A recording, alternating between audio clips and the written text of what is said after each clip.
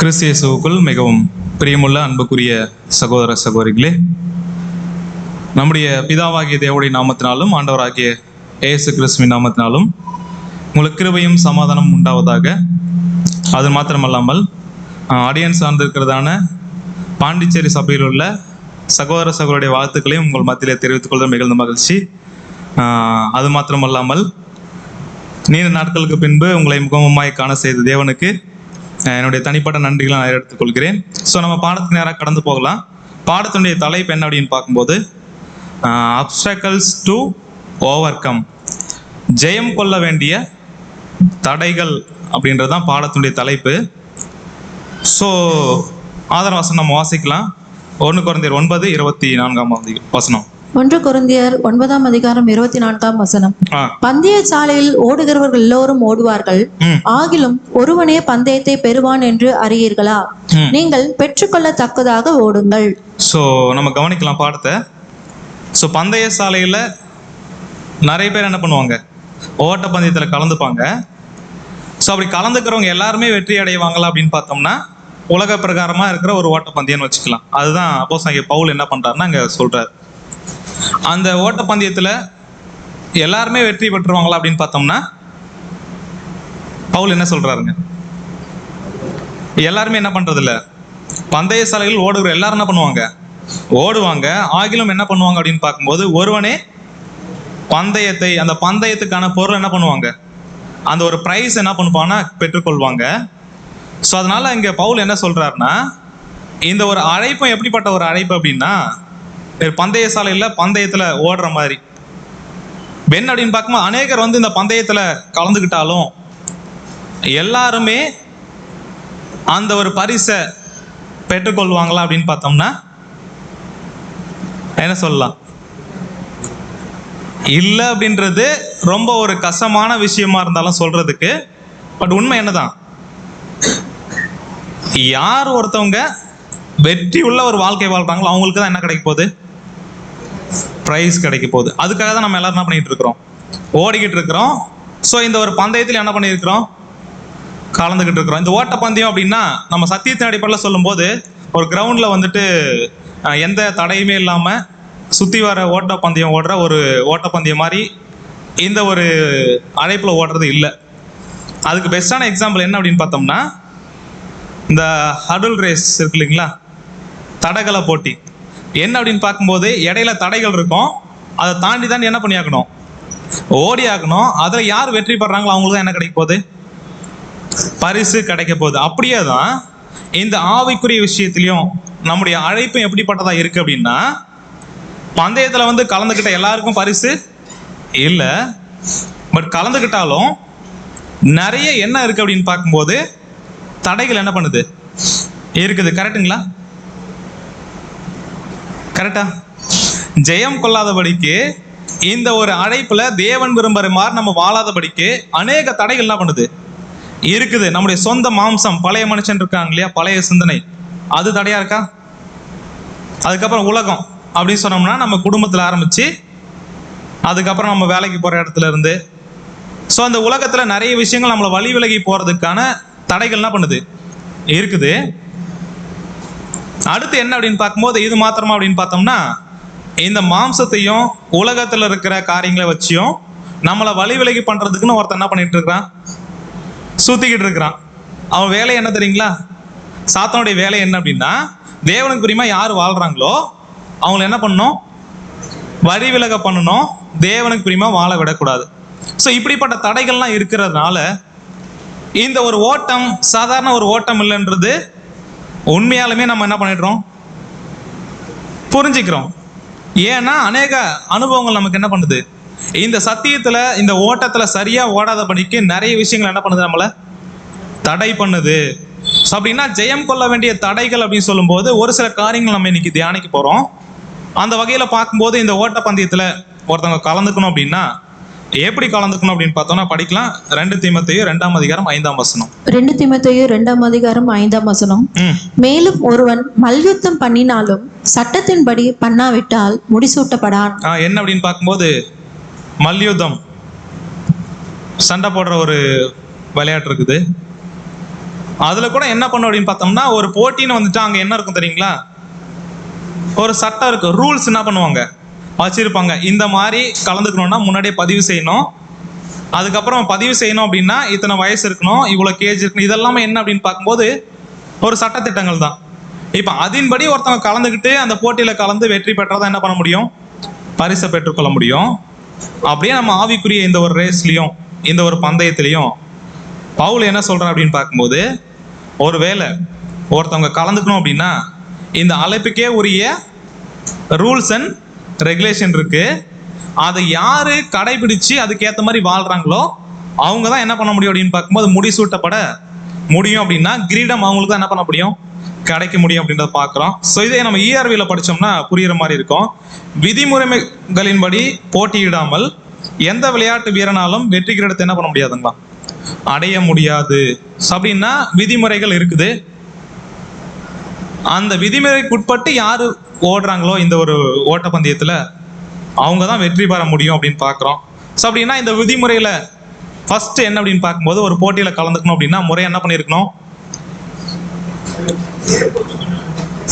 Registration பண்ணணும் பேரை. கரெக்டுங்களா? பேர் கொடுக்கணும். கரெக்டாக பதில் சொல்றாங்க. ஸோ என்ன அப்படின்னு பார்க்கும்போது நம்ம பேரை பதிவு பண்ணிட்டோமா? தேவனே இந்த ஒரு ஓட்டப்பந்தயத்தில் நாங்கள் கலந்துக்க தயாராக இருக்கிறோம் அப்படின்னு சொல்லிட்டு நம்ம பேரை பதிவு பண்ணிட்டோமா? பண்ணியாச்சு. எப்போ அப்படின்னு பார்த்தோம்னா நம்மளுடைய ஞானஸ்தானத்தில். இப்போ பேரை பதிவு பண்ணிட்டாலே அப்படியே நம்ம பரலோகத்துக்கு அந்த மகிமை அடையிறதுக்கான தகுதி பெற்றவர்கள் அப்படின்னு நிரூபணம் ஆயிடுமா அப்படின்னா இல்லை. போட்டியில் என்ன பண்ணியிருக்கிறோம்? ஜஸ்ட் பேர் கொடுத்துருக்குறோம், கலந்துக்கிட்டு இருக்கிறோம். ஆனால் என்ன பண்ணி ஆகணும்? அதுக்காக பிரயாசப்பட்டு ஆகணும், ப்ராக்டிஸ் பண்ணணும். அதுக்கப்புறம் என்ன பண்ணணும் அப்படின்னா பந்தயத்தில் நல்லா ஓடி என்ன பண்ணணும்? முடிக்கணும். ஆனால் என்ன ஒரு விஷயம் அப்படின்னு பார்க்கும்போது, இந்த உலகமாகட்டும், சாத்தானாகட்டும், நம்முடைய மாம்சமாகட்டும், எல்லாருமே நீ நல்லா ஓடுப்பா, என்ன பண்றேன்னா உங்களுக்கு எங்களால் முடிஞ்ச உதவி செய்கிறோம் அப்படின்னு பண்ணுவாங்களா? கண்டிப்பாக என்ன பண்ண மாட்டாங்க, சப்போர்ட் பண்ண மாட்டாங்க. எப்படியா இருக்கும் அப்படின்னு பார்க்கும்போது நிறைய தடைகளை என்ன பண்ணுவாங்க அப்படின்னு பார்க்கும்போது இந்த உலகத்தில் நமக்கு உண்டாகும். ஆனால் இந்த தடைகள்லாம் நம்ம என்ன பண்ணி ஆகணும் தெரியுங்களா? ஜெயிச்சு தான் என்ன பண்ணணும் ஆகணும். ஐயோ தடை வருதுன்றதுனால தேவனே இந்த போட்டியிலேருந்து நான் என்ன பண்ணிக்கிறேன், விலகிக்கிறேன் அப்படின்னு சொல்றது நல்லா இருக்குமா? ஒருவேளை பிரச்சனை இருக்கு, தடைகள் இருக்குது, தேவனே உங்க சத்தியத்தை வச்சு நீங்க தர உங்களுடைய பலத்தை வச்சு நாங்க என்ன பண்றோம், ஜெயிக்கிறோம் அப்படின்னு தேவனுக்கிட்ட ஒப்பு கொடுத்து ஓடுறது சரியா இருக்குமா? எது சரியா இருக்கும்? தேவனுக்கிட்ட ஒப்பு கொடுக்கறது தான் சரியா இருக்கும் அப்படின்றத நம்ம பார்க்குறோம். ஸோ அந்த வகையில பார்க்கும்போது ஒரு சில பிராக்டிக்கலா நமக்கான தடைகள் இருக்குது. அது நம்முடைய மாம்சீகத்தினுடைய பலகீனமா இருக்கலாம், இல்ல உலகத்தினுடைய கவர்ச்சியா இருக்கலாம், இல்ல சாத்தானுடைய ஒரு வஞ்சனையா இருக்கலாம். இப்படி எல்லாம் நமக்கு ஈர்ப்புகள் இருக்கு. அதுல இருந்து நம்ம எப்படி தப்பிச்சுக்கணும், எந்த மாதிரியான சூழ்நிலைகள்லாம் நம்ம ஜெயம் கொள்றதுக்கு தடைகளா இருக்கும் அப்படின்றத ஒரு 7 பாயிண்ட் என்ன பண்ண போறோம், பார்க்க போறோம். பாயிண்ட்டை முன்னாடியே சொல்லிட்டோம்னா என்ன பண்ணுவோம் தெரியுங்களா? ஒரு பாயிண்டா போகும்போது இப்போதான் ஒரு பாயிண்ட் முடிஞ்சிருக்கு, அடுத்து 2வது பாயிண்ட், இப்படியே போனா சப்ஜெக்ட் எப்போ என்ன பண்ணும் முடியும்? கரெக்டுங்களா? சரி, 7 பாயிண்ட் பார்க்க போறோம். எந்த அளவுக்கு நம்ம சீக்கிரமா பார்க்கலாமோ அந்த அளவுக்கு நம்ம என்ன பண்ணலாம், பார்க்கலாம். ஸோ அந்த வகையில நம்ம ஜெயம் கொள்றதுக்கு முதலாவது ஒரு தடையா இருக்கிற ஒரு விஷயம் என்ன அப்படின்னு பார்த்தோம்னா, ஃபர்ஸ்ட் ஒரு பாயிண்ட், நம்ம இந்த ஆவிக்குரிய ஓட்டத்துல சரியா ஓடாதபடிக்கு நமக்கு தடையா இருக்கிற ஒரு விஷயம் அப்படின்னம்னா முதலாவது ஒரு காரியம் என்ன அப்படின்னு பார்க்கும்போது, மனுஷருக்கு பிரியமா இருக்க விரும்புறது. மனுஷருக்கு பிரியமா இருக்க விரும்புறது அப்படின்னா பிரதர் யாருமே பிடிச்ச மாதிரி என்ன பண்ணக்கூடாது, வாழவே கூடாதா அப்படின்னு என்ன பண்ணல சொல்ல வரல. என்ன ஒரு விஷயம் அப்படின்னு பார்க்கும்போது, இவன் மனுஷங்களுக்கு பிரியப்படுத்தணும், இல்ல ஒருத்தவங்களை திருப்திப்படுத்திட்டு தான் நம்ம தேவனுடைய சித்தத்தை செய்யணும் அப்படின்னா கண்டிப்பா இந்த உலகத்துல யாருமே என்ன பண்ண முடியாது தெரியுங்களா, திருப்திப்படுத்த முடியாது. என்ன அப்படின்னு பார்க்கும்போது நம்ம யாரை திருப்திப்படுத்துறவங்களா இருக்கணும் அப்படின்னு பார்த்தோம்னா முதலாவது யாரை திருப்திப்படுத்தணும், தேவனை. ஸோ அப்படி இல்லாம ஒருவேளை மனுஷங்களை பிரியப்படுத்துற மாதிரி நம்ம வாழ்ந்துட்டு இருக்கிறோம் அப்படின்னா நம்ம வாழ்க்கையில முதலாவது இருக்கிற தடை என்ன தெரியுங்களா, இதுதான். என்ன அப்படின்னு பார்த்தா மனுஷங்க அப்படின்னாலே எங்கெங்கேயும் யோசிக்க வேண்டாம், வேற யாரும் கிடையாது. நம்ம யாரெல்லாம் பார்க்குறோமோ, நம்ம கூட யாரெல்லாம் பழகுறாங்களோ, நம்ம கூடவே யாரெல்லாம் இருக்கிறாங்களோ அவங்க எல்லாரும் தான் மனுஷங்க அப்படின்னா. குடும்பத்தில் கணவன் இருப்பாரு, மனைவி இருப்பாங்க, பிள்ளைகள் என்ன பண்ணும் இருக்கும், அப்பா அம்மா இருப்பாங்க, எல்லாருமே என்ன பண்ணுவாங்க இருப்பாங்க. அடுத்து அது சின்ன குடும்பம். அப்படியே பெரிய குடும்பம்னு வந்தோம்னா எக்லீஷியாவில் நிறைய பிரதர்ஸ் சிஸ்டர்ஸ் என்ன பண்ணுவாங்க இருப்பாங்க. இவங்க எல்லாருமே என்ன அப்படின்னு பார்க்க மனுஷங்க அப்படின்ற ஒரு லிஸ்ட்ல தான் என்ன பண்ணுவாங்க வருவாங்க. அடுத்து நம்ம வேலை ஸ்தலத்துக்கு போறோம்னு வச்சுக்கோங்களேன், ஆஃபீஸ்க்கு, அங்கேயும் யார் இருப்பா, மனுஷங்க இருப்பாங்க. இப்போ என்ன ஒரு விஷயம் அப்படின்னா, இப்போ மனுஷங்களை இந்த எல்லா இடத்துலையும், நம்முடைய வீட்டில், நம்முடைய எக்லீஷியாவில், வேலை ஸ்தலத்தில், இங்கே எல்லாமே மற்றவங்க விரும்புகிற மாதிரி நம்ம நடந்துக்கிட்டு இருக்கிறோமா, அவங்கள திருப்திப்படுத்தணும் அப்படின்றதுக்காக, இல்லை தேவனை திருப்திப்படுத்துற மாதிரி நடந்துக்கிறோமா அப்படின்றத நம்ம என்ன பண்ணணும் யோசிக்கணும். ஒரு வேலை என்ன அப்படின்னு பார்த்தோம்னா, மனுஷங்களை நம்ம திருப்திப்படுத்தணும்னு விரும்பிட்டோம்னு வச்சுக்கிங்களேன், இதில் ரெண்டு விஷயம் இருக்குது. என்ன அப்படின்னு பார்க்கும்போது நல்ல விஷயமும் இருக்குது, கெட்ட விஷயமும் இருக்குது. கெட்ட விஷயம் அப்படின்னா ரொம்ப மோசமான பாவம் அப்படின்னு இல்லை, தேவன் விரும்பாத விஷயங்கள் இருக்குது. இந்த அழைப்புக்குரிய ஒரு ஓட்டம் இருக்கு, அதுக்கான ஒரு வாழ்க்கை இருக்கு. இந்த வாழ்க்கையை நம்ம எப்படியா அமைச்சிக்கிறோம் அப்படின்றத யோசிச்சு பார்க்கணும். அப்படி யோசிச்சு பார்க்கும்போது இந்த உலகத்துல நன்மைகள் இருக்கு, கூடவே என்ன இருக்கு தெரியுங்களா, தீமைகளும் இருக்கு. தீமையினுடைய ஆதிக்கத்தினால நம்ம இந்த அழைப்பை நல்லா ஓடாதபடிக்கு தடையா இருக்கிற சூழ்நிலைகளும் இருக்குது.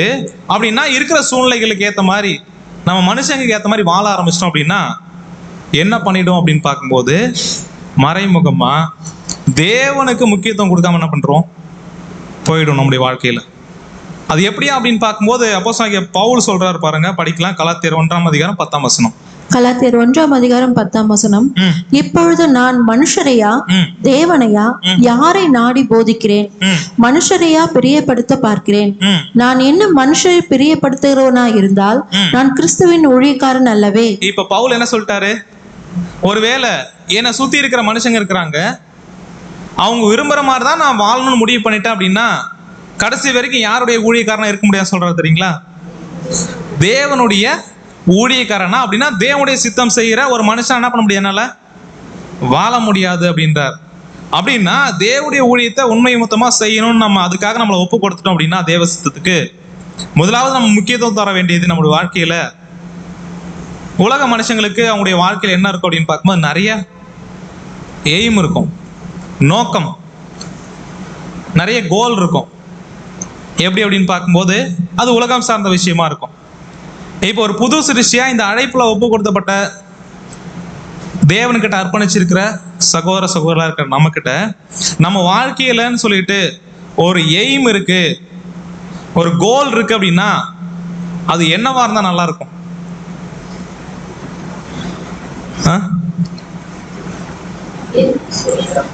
என்ன அப்படின்னு பார்க்கும்போது தேவனுக்கு பிரியமா, தேவன் விரும்புற மாதிரி வாழணும். அது நம்முடைய வாழ்க்கையுடைய பிரதான நோக்கமா இருந்துச்சு அப்படின்னா அநேக உபத்திரவங்கள் இந்த உலகத்துல என்ன பண்ணியாக்கணும், சந்திச்சாக்கணும். ஏன் அப்படின்னா தேவனை என்ன பண்றாரு தெரியுங்களா, அதை அனுமதிக்கிறாரு. அனுமதிக்கலாம் நம்ம வாழ்க்கையில என்ன வராது தெரியுங்களா, இந்த மாதிரி தேவனுக்கு முக்கியத்துவம் தரணுமா, இல்ல உலகத்தில் இருக்கிற மனுஷங்களுக்கு, நம்ம குடும்பத்தாருக்கு, இல்ல நம்முடைய சுய விருப்பத்துக்கு முக்கியத்துவம் தரணுமா அப்படின்னு நினைச்சோம் அப்படின்னா தேவன் ஒருவேளை இந்த மாதிரி பிரச்சனை நமக்கு இருக்கக்கூடாது முடிவு பண்ணிட்டாரு, என்ன பண்ண மாட்டார் தெரியுங்களா, அதை அனுமதிக்க மாட்டார். ஆனா தேவனும் அனுமதிக்கிறாரு. இதுல என்ன ஒரு விஷயம் அப்படின்னு பார்த்தோம்னா, நம்ம யாரை பிரியப்படுத்துற மாதிரி, நம்முடைய வாழ்க்கையின் நோக்கம் என்னவா இருக்கு. இப்ப அப்படிப்பட்ட சூழ்நிலைகள் வந்தாலும் என்னுடைய மகன், என்னுடைய மகள் எனக்காக என்ன பண்றாங்க, நிக்கிறாங்களா, என்ன பிரியப்படுத்த பாக்குறாங்களா அப்படின்ற தேவன் என்ன பண்ணுவார் தெரியுங்களா, சோதிச்சு பார்ப்பார். அதுதான் நமக்கான சோதனையே. அப்படி பார்க்கும்போது ஒருவேளை தேவன் விரும்புற காரியம் எதுன்றது தெளிவா நமக்கு தெரியுது. ஒருவேளை அந்த விஷயத்துக்கு நம்ம முக்கியத்துவம் கொடுக்காம நம்ம சுத்தி இருக்கிறவங்க நம்மளை இழுக்கிறாங்க, இந்த பக்கம் ஒருத்தவங்க இழுப்பாங்க, இந்த பக்கம் உலகம் இழுக்கும், இந்த பக்கம் சாத்தான என்ன பண்ணுவான்னா வஞ்சிப்பான். ஒருவேளை அதுக்கெல்லாம் முக்கியத்துவம் கொடுத்துட்டோம் அப்படின்னா மனுஷங்களை பிரியப்படுத்த ஆரம்பிச்சோம்னு நினைச்சிட்டோம் அப்படின்னா ஆட்டோமேட்டிக்கா என்ன ஒரு விஷயத்த நம்மளை அறியாம செஞ்சிடும் அப்படின்னு பார்த்தோம்னா, தேவனுடைய கொள்கைகள்னு ஒன்று இருக்கு, தேவனுடைய நீதி பிரமாணம் ஒன்று இருக்குது. அந்த பிரமாணத்துக்கு நாங்களாம் சாட்சி உள்ளவங்க அப்படின்றத என்ன பண்ண முடியும் தெரியுங்களா? நிரூபிக்காம என்ன பண்ணிடும் அப்படின்னு பார்க்கும்போது தவற ஒரு வாழ்க்கையை தான் நம்ம வாழ்வோம். என்ன சொல்றேன்னு புரியுதுங்களா? தேவன் நமக்கு நல்லா தெரியும், அவருடைய கொள்கைகள் இருக்குது, அவருடைய பிரமாணங்கள் இருக்குது, அவருடைய விருப்பம் என்னன்றது நமக்கு தெரியுது. ஒருவேளை மனுஷங்க விரும்புற மாதிரி நம்ம நடக்க ஆரம்பிச்சோம் அப்படின்னா ஆட்டோமேட்டிக்கா என்ன பண்ணுவோம் அப்படின்னு பார்க்கும்போது தேவனுக்கு சாட்சியா இருக்கிற ஒரு விஷயத்தை என்ன பண்றோம்? தவற விட்டுருவோம். இப்போ தேவன் நம்ம கிட்ட அதை என்ன பண்ணல அப்படின்னு பார்க்கும்போது விரும்பல. ஏன் அப்படின்னு பார்த்தோம்னா, இந்த உலகத்துல நம்ம சாட்சியா இருக்கணும் தேவன் விரும்புறாரு. அதுதான் பார்க்குறோம். உலகத்துக்கு என்ன பண்ணுங்க? உப்பா இருங்க. உலகத்துக்கு என்ன பண்ணுங்க? வெளிச்சமா இருங்க. உலகம் ஃபுல்லா இருட்டில் இருக்கிறாங்க. சத்தியத்தை இருந்து கொண்ட நாம் மட்டும் எப்படி இருக்கும் தெரியுங்களா? எங்க இருக்கிறோம்? நம்ம வெளிச்சத்தின் பிள்ளைகளா இருக்கிறோம், வெளிச்சத்தில் இருக்கிறோம். அப்படின்னா இந்த சத்தியத்தை பெற்றுக்கொண்ட நாம வெளிச்சத்தின் பிள்ளைகளா மாறி இருக்கிறோம் அப்படின்னா விளக்கை கொளுத்தி என்ன பண்ணக்கூடாதுன்னா மரக்காலுக்குள்ள என்ன பண்ணக்கூடாது? மூடி வைக்க கூடாது. அப்படின்னா மத்தவங்க விரும்புற மாதிரி அவங்களுக்கு ஏத்த மாதிரி ஒருவேளை தேவன் விரும்பலனா கூட நம்ம அதுக்காக என்ன பண்றோம்? இசைந்து போறோம். அவங்களுடைய இடுப்புக்காக நம்ம என்ன பண்றோம்? நம்மளை விட்டு கொடுக்குறோம். அப்படின்னா இந்த சத்தியத்துக்கு சாட்சி கொடுக்கறதுக்கு நம்ம என்ன பண்றோம்? தவறுறோம். அப்படியா பார்க்கும்போது உதாரணத்துக்கு இவன் மனுஷங்களை பிரியப்படுத்தணும் அப்படின்னா நம்முடைய மனைவி இருக்கிறாங்க, பிள்ளைகள் இருக்கிறாங்க. ஒருவேளை பிள்ளை வந்துட்டு தேவனுக்கு பிரியம் இல்லாம ஒரு தவறு செய்யறாங்கன்னு வச்சுக்கீங்களேன், சத்தியத்துக்கு உட்பட்ட தேவனுக்கு அர்ப்பணிச்சிருக்கிற ஒரு சகோதரனா இருக்கிறாருன்னு வச்சுக்கலாம், அப்பா, அவர் என்ன பண்ணணும்? பிள்ளை வந்துட்டு என்ன பண்ணல அப்படின்னா தேவனுக்கு கீழ்ப்படியாம தவறு என்ன பண்ணிட்டு இருக்கு? செஞ்சிட்டு இருக்கு. அப்படின்னா இப்ப கணவன் வந்துட்டு என்ன பண்ணணும் அப்படின்னு பார்க்கும்போது சத்தியத்துக்கு உட்பட்டு நம்முடைய பிள்ளைகள் என்ன பண்ணணும்? வளர்க்க முயற்சி பண்ணணும். ஒருவேளை அது கீழ்ப்படியில இல்ல முரட்டாட்டம் பண்றாங்க இல்ல தவறு செய்யறாங்க அப்படின்னா வசனம் என்ன சொல்லுது அப்படின்னு பார்க்கும்போது பிறம்பை கையாடாதவன் தன்னுடைய மகன் என்ன பண்றாங்களா? பகைக்கிறாங்களாம். ஒருவேளை தன் இஷ்டத்துக்கு விடப்பட்ட பிள்ளை என்ன பண்ணும்? தன் தாய்க்கு சஞ்சலத்தை என்ன பண்ணும்? வர வைக்கும். இப்படி எல்லாம் வசனம் இருக்கிறதுனால பிள்ளைகளை என்ன பண்ண கீழ்ப்படிய பண்ண வைக்கணும் அப்படின்றது ஒரு தகப்பனுடைய குறிச்ச தேவனுக்கான சித்தமா இருக்கு. இப்ப அதுக்கான முக்கியத்துவம் தராம ஒருவேளை என்னுடைய பிள்ளைய நான் வந்து தவறு செய்யும் போது தண்டிக்கிறதுக்கோ இல்ல கண்டிக்கிறதுக்கோ தயங்குறேன். ஏன் அப்படின்னா என் பிள்ளை மேல வச்சிருக்கிற அன்பு. ஒருவேளை அதுக்காக, ஏன்னா இந்த உலகத்திலேயே எங்க அப்பா அம்மா மாதிரி அப்பா அம்மா யாரும் இல்லை. ஏன் அப்படின்னா என்ன பண்ணாலும் என்ன பண்ண மாட்டாங்க தெரியுங்களா? கேட்க மாட்டாங்க. அப்படின்ற பேர் நல்லா இருக்குமா? ஒருவேளை தவறு செய்யும் போது சத்தியத்தின் அடிப்படையில் ஒருவேளை அடி அவங்களுக்கு தேவைப்பட்டாலும் அந்த அடி கொடுக்குற அப்பா சரியானவராக இருப்பார். என்ன அப்படின்னு பார்க்கும்போது ஒருவேளை பிள்ளையை பிரியப்படுத்தணும் அப்படின்னு பார்த்துட்டு அடிக்காமே இருக்கிறார் அப்படின்னா ஆக்சுவலி என்ன ஒரு விஷயத்த நம்ம செய்யறோம் தெரியுங்களா? தேவனுடைய நீதிக்கு அவருடைய வசனத்தை காட்டும் நம்ம என்ன பண்றோம்? பிள்ளைக்கு அதிகமான அன்பு என்ன பண்றோம்? கொடுக்குறோம். அப்படின்னா இது சின்ன சின்ன எக்ஸாம்பிள்ஸ் தான் நம்ம சொல்றோம். அடுத்து சத்தியத்துல நம்ம சகோதர வந்திருக்கிறோம். நீங்க எல்லாருமே அந்த மைண்ட் ஃபுல்லா தேவ சித்தம் செய்யணும் அப்படின்ற நோக்கத்துக்காக அர்ப்பணிச்சிருந்தாங்கன்னா உண்மையாலுமே தேவன் விரும்புற நம்ம என்ன பண்ணலாம்? வாழலாம். ஒருவேளை அர்ப்பணிச்சிருந்தாலும் உலக பிரகாரமா வாழ்ற சகோதரர்கள் இருப்பாங்க. ஒருவேளை அவங்க விரும்புறாங்கன்றதுக்காக உலக பிரகாரமான காரியத்துல நம்ம வந்துட்டு அவங்களுக்கு ஏற்ற மாதிரி செஞ்சு போனோம் அப்படின்னா அங்கேயும் நம்மளால என்ன பண்ண முடியாது தெரியுங்களா? தேவனை பிரியப்படுத்த முடியாது. மாறாக என்ன பண்ணுவோம்? இந்த சகோதரன் தப்பா நினைச்சக்கூடாது, இல்லை இந்த சகோதரி தப்பா நினைச்சக்கூடாது. ஒருவேளை அவங்க சத்தியத்துக்கு மாறா இருந்தா கூட இது சத்தியத்தின் அடிப்படையில் தப்புன்றது கூட நம்ம என்ன பண்ணுவோம்? பயப்படுவோம். ஏன்னா எந்த பிரச்சனை என்ன பண்ணக்கூடாது? வரக்கூடாது. ஸோ அப்படியா இல்லாம அதே மாதிரி என்ன அப்படின்னு பார்க்கும்போது நம்ம செய்யற வேலை ஸ்தலம் இருக்குது. ஸோ அங்கேயும் என்ன அப்படின்னு பார்க்கும்போது நிறைய தீமைகள் இருக்குது, தவறுகள் இருக்குது.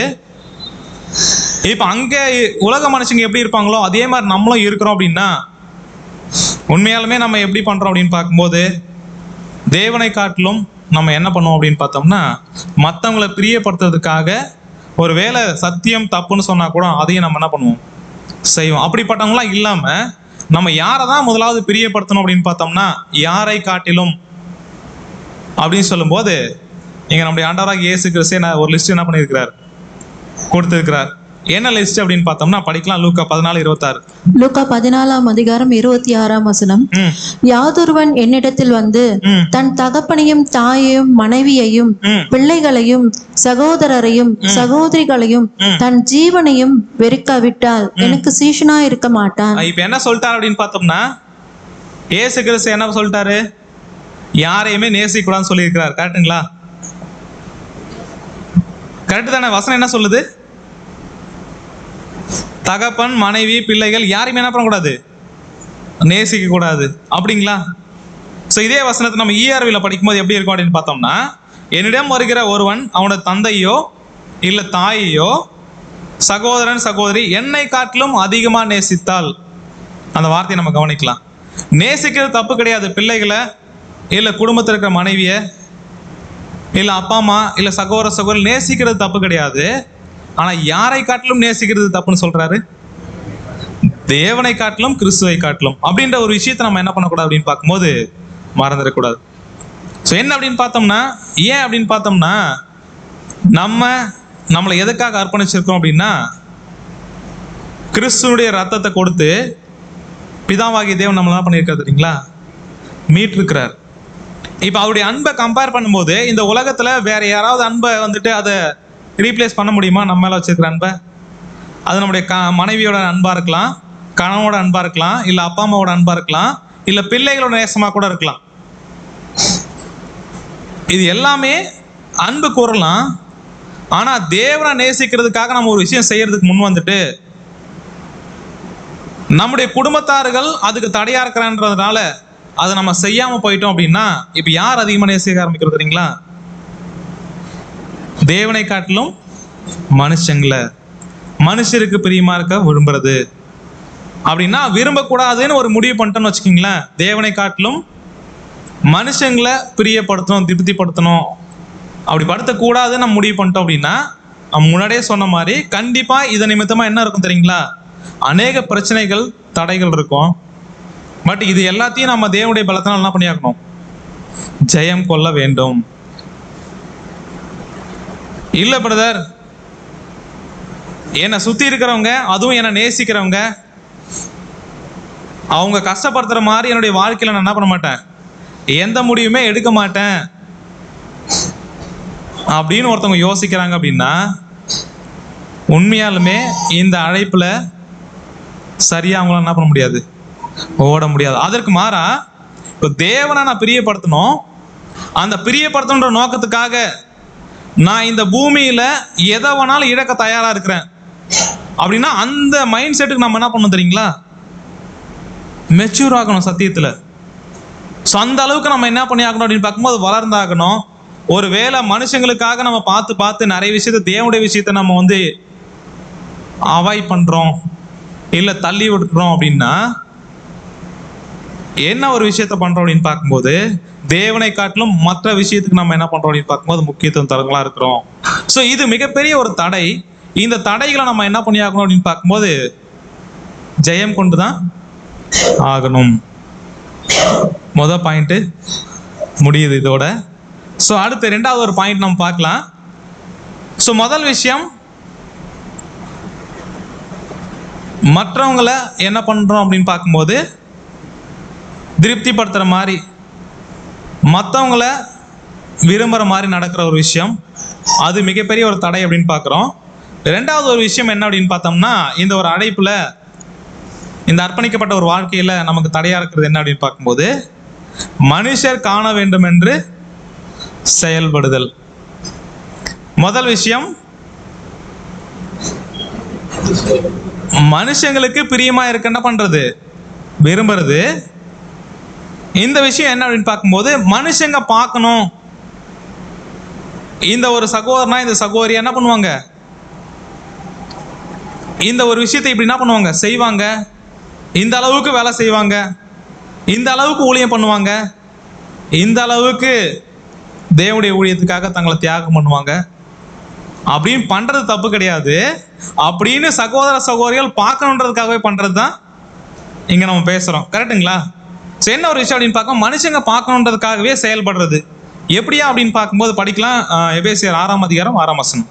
எபேசியர் 6ஆம் அதிகாரம் 6ஆம் வசனம். மனுஷருக்கு பிரியமா இருக்க விரும்புகிறவர்களாக பார்வைக்கு ஊழியம் செய்யாமல் கிறிஸ்துவின் ஊழியக்காரராக மனப்பூர்வமாய் தேவனுடைய சித்தத்தின்படி செய்யுங்கள். என்ன அப்படின்னு பார்க்கும்போது மனுஷங்களை பிரியப்படுத்தணுன்றதுக்காக எப்படியா ஒரு சிலர் ஊழியம் செய்வாங்களா அப்படின்னு பார்த்தோம்னா, மற்றவங்க பார்க்கறாங்கன்றதுக்காக என்ன பண்ணுவாங்க தெரியுங்களா? ஊழியம் செய்வாங்க. அந்த ஒரு ஊழியம் தேவன் விரும்புறதா அப்படின்னு பார்த்தோம்னா, ஒருவேளை தேவனுக்காகவே செய்யறோம்னு சொல்லிட்டு இதனால ஒரு பேர் கிடைக்கும், ஒரு புகழ் கிடைக்கும் அப்படின்றதுக்காக பண்றோம் அப்படின்னா, அந்த மாதிரியான ஊழியத்தை தேவன் விரும்புறது இல்லை. ஏன் அப்படின்னு பார்க்கும்போது கொலோசியர் 3ஆம் அதிகாரம் 24ஆம் வசனம். கொலோசியர் 3ஆம் அதிகாரம் 24ஆம் வசனம். எதை செய்தாலும் அதை மனுஷருக்கென்று செய்யாமல் கர்த்தருக்கென்றே மனப்பூர்வமாய் செய்யுங்கள். என்ன அப்படின்னு பார்க்கும்போது மற்றவங்க பார்க்கறாங்கன்றதுக்காக, மனுஷங்களுக்காக இந்த ஒரு விஷயத்த பண்ணாம, மாறாக நம்ம என்ன செய்ய வேண்டியது இருக்கு அப்படின்னு பார்க்கும்போது கர்த்தருக்கென்றே மனப்பூர்வமா எதனாலும் செய்யணும். இந்த ஒரு ஊழியத்தை இல்ல தேவன் நம்ம கொடுக்குற வாய்ப்புல நம்ம ஒவ்வொருத்தருமே என்ன பண்றோம் அப்படின்னு பார்க்கும்போது வேலை செய்யறோம் தேவனுடைய திட்டத்துல. கரெக்டுங்களா? அந்த வேலையை எதனால செய்யறோம், ஏன் செய்யறோம் அப்படின்னு நம்ம கிட்ட கேட்டாங்கன்னா, எதனால செய்யறோம் சொன்னா சரியா இருக்கும். என்ன அப்படின்னு பார்க்கும்போது தேவனுக்காக என்ன பண்றோம், செய்யறோம். இல்ல இந்த ஒரு விஷயத்தை செய்யறதுனால இப்படி ஒரு பேர் கிடைக்கும், புகழ் கிடைக்கும் அப்படின்றதுக்காக நம்ம என்ன பண்ணக்கூடாது, செய்யக்கூடாது. என்ன அப்படின்னு பார்த்தோம்னா, இந்த ஒரு அழைப்புல நம்ம செய்யற ஊழியங்கள், நம்ம செய்யற வேலைகள், நம்ம பண்ற தியாகங்கள், இது எல்லாமே எதற்காக இருக்கணும் அப்படின்னா, 2 காரணத்துக்காக இருக்கணும்.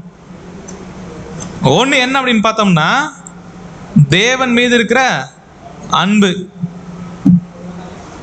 2வது ஒரு விஷயம் என்னவா இருக்கணும் அப்படின்னு பார்த்தோம்னா, சகோதர சகோதரிகள் மேல இருக்கிற அன்பு. இந்த 2 காரணம் தான் இருக்கணும். முதலாவது ஒரு காரணம் என்ன அப்படின்னு பார்க்கும்போது, நம்ம என்ன காரியம் செஞ்சாலும் சரி, நம்முடைய ஜீவனையே சகோதரர்களுக்காக என்ன பண்ணலாம், கொடுத்தாலும் சரி, ஏன் பிரதர் இப்படி பண்றீங்க அப்படின்னா, இது முதலாவது தேவன் மேல இருக்கிற அன்பு, அடுத்தது சகோதர சகோதரர் மேல இருக்கிற அன்பு. இதனாலதான் பண்றோம் அப்படின்ற ஒரு நிச்சயம் நமக்கு இருக்கணும். ஒருவேளை மற்றவங்க பெருசா நம்மளை பார்க்கணும், நம்மளை புகழணுன்றதுக்காக நம்மளை ஒரு மேன்மையா காமிச்சிக்கிறோம் அப்படின்னா, இயேசு கிறிஸ்து வாழும்போதே ஒரு கூட்டம் இருந்தாங்க. அவங்களுடைய வேலையை என்ன அப்படின்னா, தேவனை சார்ந்தவங்கன்னு சொல்லிப்பாங்க. அவங்க செய்யற காரியங்கள்லாம் எதுக்காக இருக்கும் தெரியுங்களா? ஒரு அதிகாரமே பேசியிருக்கிறார் நம்முடைய ஆண்டவர் அவங்களுக்காக. என்ன ஒரு விஷயம் அப்படின்னு பார்த்தோம்னா, மத்தேயு 6ஆம் அதிகாரம் 1ஆம் வசனம் படிக்கலாம். மத்தேயு 6ஆம் அதிகாரம் 1ஆம் வசனம். மனுஷர் காண வேண்டும் என்று அவர்களுக்கு முன்பாக உங்கள் தர்மத்தை செய்யாதபடிக்கு எச்சரிக்கையா இருங்கள். செய்தால் பரலோகத்தில் இருக்கிற உங்கள் பிதாவினிடத்தில் உங்களுக்கு பலன் இல்லை. என்ன அப்படின்னு பார்க்கும்போது, தான தர்மம் பண்றது அப்படின்றது தப்பான விஷயமா இல்ல. ஆனா மனுஷங்க பார்க்கணுன்றதுக்காகவே செய்யறது. இப்ப நம்ம பண்ற ஊழியம் எதனா எடுத்துக்கலாம். ஏன் இதை பண்றோம் அப்படின்னா, அது காரணம் இருக்கணும். என்ன அப்படின்னு பார்க்கும்போது, அது தேவன் மேல இருக்கிற அன்புனால என்ன பண்ணணும், ஏவப்பட்டு செய்யணும். அடுத்தது என்ன பண்ணுவாங்க அப்படின்னு பார்க்கும்போது, இந்த பரிசேயர்கள் வேதபாரர்கள் அவங்க என்ன பண்ணுவாங்க அப்படின்னா, ஜெபம் பண்ணும்போது கூட என்ன பண்ணுவாங்களா தெரியுங்களா, மனுஷர் காணும்படியாக என்ன பண்ணுவாங்க, ஜெப ஆலயத்துல, வீதிகள்ல, சந்திகள் என்ன பண்ணுவாங்க, அப்பா என்ன மாதிரி ஒரு ஜெபம் பண்ணுவார் தெரியுங்களா அப்படின்னு சொல்றதுன்றதுக்காகவே என்ன பண்ணுவாங்க, வார்த்தை ஜாலங்கள். அதுக்கப்புறம் மனுஷங்க நம்ம என்ன பண்ணுவோம், பெருசா பார்க்கணுன்றதுக்காகவே அவங்க தேவன் மேல இருக்க அன்புனால என்ன பண்ண மாட்டாங்க, செய்ய மாட்டாங்க. மாறாக மனுஷங்க மத்தியில் நம்மளாம் பண்ணோம், பிரபலமா காமிக்கணும். அடுத்து என்ன பண்ணுவாங்க அப்படின்னு பார்க்கும்போது, உபவாசம் இருப்பாங்க. இந்த உபவாசம் கூட என்ன பண்ணுவாங்க அப்படின்னு பார்க்கும்போது, மனுஷர் காணும் பொருட்டாக என்ன பண்ணுவாங்களாம், தன்னுடைய முகங்கள் என்ன பண்ணுவாங்க, ஏன் பிரதர் இவ்வளோ டயர்டா இருக்கிறீங்க, ஏன் சிஸ்டர் இவ்வளோ டயர்ட் அப்படின்னா, இந்த மாதிரி தேவனுக்காக எவ்வளோ பண்ண தெரியுங்களா, அந்த அளவுக்கு என்ன பண்ணியிருக்கிறேன், ஊழியம் செஞ்சு டயர்டா இருக்கிறேன் அப்படின்னு சொல்றதுக்காகவே என்ன பண்ணுவாங்க. ஒருவேளை அப்படி பண்றாங்க அப்படின்னா தேவனுடைய பார்வையில் எப்படியா இருக்கும் தெரியுங்களா? படிக்கலாம் பாருங்க இந்த வசனத்தினுடைய பிற்பகுதி. அவர்கள் தங்கள், அதுல இருந்து படிக்கலாம் சார். அவர்கள் தங்கள் பலனை அடைந்து தீர்ந்ததென்று மெய்யாகவே உங்களுக்கு சொல்லுகிறேன். என்ன அப்படின்னு பார்க்கும்போது, மனுஷங்க பார்க்கணுன்றதுக்காக ஜெபம் பண்றதாகட்டும், தான தர்மம் பண்றதாகட்டும், உபவாசம் பண்றதாகட்டும், இது எல்லாமே தப்புன்னு சொல்லல. மாறாக மனுஷங்க பார்க்கணுன்றதுக்காக செய்யறதுன்றது தப்பு. ஒருவேளை மனுஷங்க மத்தியில பிரபலமா இருக்கணுன்றதுக்காக தங்களுடைய ஜீவனே கொடுக்குற அளவுக்கு ஊழியம் பண்ணாலும் அதுக்கான பலன் என்ன சொல்றாருன்னா, இங்க பூமியில என்ன பண்றோம், உன்னுடைய நோக்கம் என்ன, மற்றவங்களை பெருசா பார்க்கணும், அதானே? சரி, பார்க்குற மாதிரி தேவன் என்ன பண்ணுவாரு, அனுமதிச்சிருவாரு. ஆனா பிதாவாகிய தேவன் இருந்து எந்த விதமான ஆசீர்வாதம் என்ன பண்ணாது, வராது.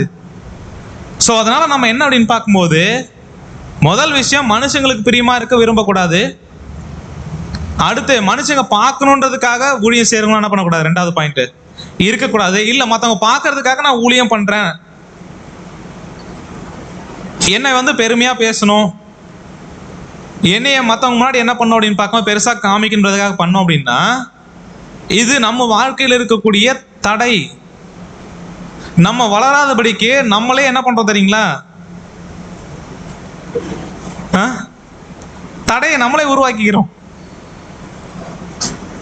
அந்த ஒரு விஷயம் என்ன பண்ணக்கூடாது அப்படின்னு பார்க்கும்போது விரும்புறவங்க நம்ம இருக்கக்கூடாது.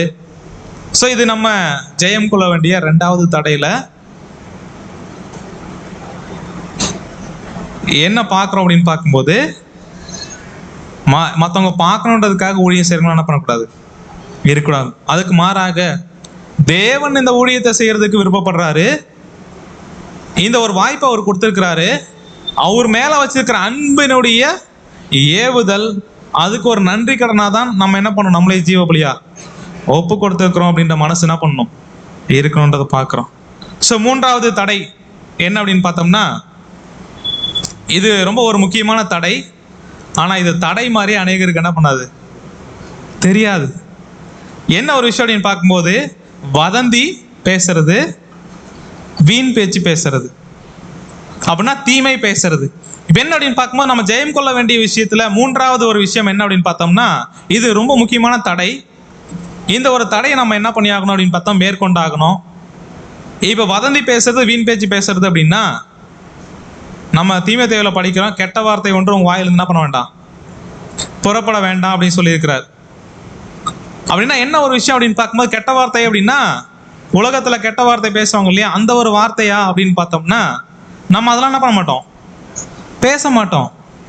ஆனா என்ன வார்த்தை பேசுவோம் அப்படின்னா, சத்தியம் இல்லாத நிறைய என்ன பண்ணுவோம், கதைகள், கிளவி பேச்சு, வீண் பேச்சுன்னு இருக்கு இல்லைங்களா, அந்த மாதிரி பேசுறது, அரசியல் பேசுறது, இது எல்லாமே என்ன அப்படின்னு பார்க்கும்போது வீண் பேச்சு, வதந்தி. ஸோ என்ன ஒரு விஷயம் அப்படின்னு பார்க்கும்போது, தேவனுடைய பிள்ளைகள் நம்ம எதுக்காக அழைக்கப்பட்டிருக்கோம் அப்படின்னு பார்த்தோம்னா, காஸ்பல் சொல்றது, அந்த ஒரு ஊழியம் அப்படின்றது நம்ம வாழ்க்கையில தேவன் கொடுத்த மிக முக்கியமான ஒரு வாய்ப்பு, சுவிசேஷம் அறிவிக்கிறது. இந்த சுவிசேஷம் அறிவிக்கிற வேலையை செய்யற நாம என்ன ஒரு விஷயத்த பண்ணக்கூடாது அப்படின்னா, காஸ்பல் சொல்ற நாம காசிப் என்ன பண்ணக்கூடாது. காசிப் அப்படின்னா தப்பு தப்பா என்ன பண்றது, வதந்தி, வீண் பேச்சு, வெட்டி பேச்சு என்ன பண்றா, பேசுற ஒரு விஷயம். ஒருவேளை நான் பேச மாட்டேன் பிரதர், ஆனா மற்றவங்க என்கிட்ட நிறைய பேசினாங்க அப்படின்னா என்ன பண்ணுவேன், ரொம்ப ஆர்வமா காது கொடுத்து என்ன பண்ணுவேன். ஒருவேளை ஃப்ரண்ட்ல 2 பேர் உட்காந்து பேசுறனா கூட, நான் பின்னாடி உட்காந்துருந்தா கூட என்ன பேசுறாங்கன்றத என்ன பண்ணுவேன், கேட்டு தூரமா இருந்து கேட்டு கூட சந்தோஷம் என்ன பண்ணுவேன், பட்டு. ஸோ என்ன அப்படின்னு பார்க்கும்போது, வதந்தி, வீண் பேச்சு பேசுறது மாத்திரம் கிடையாது, அதுக்கு செவி கொடுக்கறதும் இல்ல, அந்த ஒரு விஷயத்த கேட்கிறப்போ சந்தோஷப்படுற ஒரு விஷயமும் என்ன அப்படின்னு பார்க்கும்போது ரொம்ப ஒரு தடையான ஒரு விஷயம். ஏன் அப்படின்னு பார்த்தோம்னா, அப்போஸ்தலனாகிய யாக்கோபு சொல்லும் போது என்ன சொல்றாருன்னா, படிக்கலாம், யாக்கோபு 3ஆம் அதிகாரம் 8ஆம் வசனம். யாக்கோபு 3ஆம் அதிகாரம் 8ஆம் வசனம். நாவை அடக்க ஒரு மனுஷனாலும் கூடாது, அது அடங்காத பொல்லாங்குள்ளதும் சாவுக்கேதுவான விஷம் நிறைந்ததுமா இருக்கிறது. எதை அடக்க முடியாதுங்களா, நாவை அடக்க ஒரு மனுஷனால என்ன பண்ணாது, கூடாது. அப்படின்னா என்ன அர்த்தம், முடியாது. அதனால பிரதர் வாசனமே சொல்லிடுச்சு, முடியாது, என்ன பண்ணிடலாம், பேசிட்டே இருக்கலாம் பிரதர். ஸோ என்ன அப்படின்னு பார்க்கும்போது, ஏன் அப்படின்னா இந்த ஒரு சீரியஸ்னஸ் அதில் என்ன சொல்ல வராங்க அப்படின்னு பார்த்தோம்னா, இந்த நாவடக்கம் அப்படின்ற ஒரு விஷயம் யாரால தான் பண்ண முடியும் அப்படின்னு பார்க்கும்போது, சத்தியத்துக்கு உட்பட்டு தேவனுக்கு பிரியமா வாழணும் அப்படின்னு முடிவு பண்ணி, ஒருவேளை வதந்தி வீண் பேச்சு பேசக்கூடாது, தீமை பேசக்கூடாது அப்படின்னு நினைச்சிட்டு விருப்பப்படுறவங்க மாத்திரம் கிடையாது. ஆனா அப்படிப்பட்ட சூழ்நிலைகள் வந்தாலும் இது தேவன் விரும்புறதில்லை அப்படின்னு சொல்லிட்டு பேசாம இருக்கிறவங்க என்ன பண்ணுவாங்க அப்படின்னு பார்க்கும்போது, இந்த ஒரு காரியத்தை ஜெயம் கொள்வாங்க. அநேகர் என்ன அப்படின்னு பார்க்கும்போது, அவங்கள அறியாமையே செய்யற ஒரு விஷயம் என்ன அப்படின்னு பார்த்தோம்னா, மற்றவங்களை பத்தி தீமை பேசுறது, புறம் கூறுறது. அப்படிப்பட்டவங்களோட என்ன பண்ணாதீங்கன்னா சேராதீங்கன்னே வசனம் சொல்லுது. என்ன அப்படின்னு பார்க்கும்போது, இந்த தூற்றி கொண்டு திரிகிறவன் அப்படின்னா, ஒருத்தரை பத்தி இன்னொருத்தர் என்ன பண்றது, தப்பு தப்பா சொல்றது. இவங்கள பத்தி இவங்க கிட்ட சொல்லுவாங்க, அதுக்கப்புறம் அவங்க கிட்ட பேசினார் இல்லையா, அவரை பத்தி இன்னொருத்தங்கிட்ட என்ன பண்ணுவாங்க, இவங்க கிட்ட இந்த ஒரு குறை, இந்த சகோதரியா இவங்க இப்படி. என்ன ஒரு விஷயம் அப்படின்னு பார்த்தோம்னா, இந்த ஒரு தூற்ற ஒரு விஷயம், அவதூறு பண்ற ஒரு விஷயம், வீண் பேச்சு பேசுறது, மற்றவங்களை குறித்து தீமையா பேசுறதுன்றது இது தேவன் விரும்பாத ஒரு விஷயம். பட் அறியாமையே இதெல்லாம் நமக்கு இருக்கிற தடைகளா இருக்கிற ஒரு சில காரியங்கள்.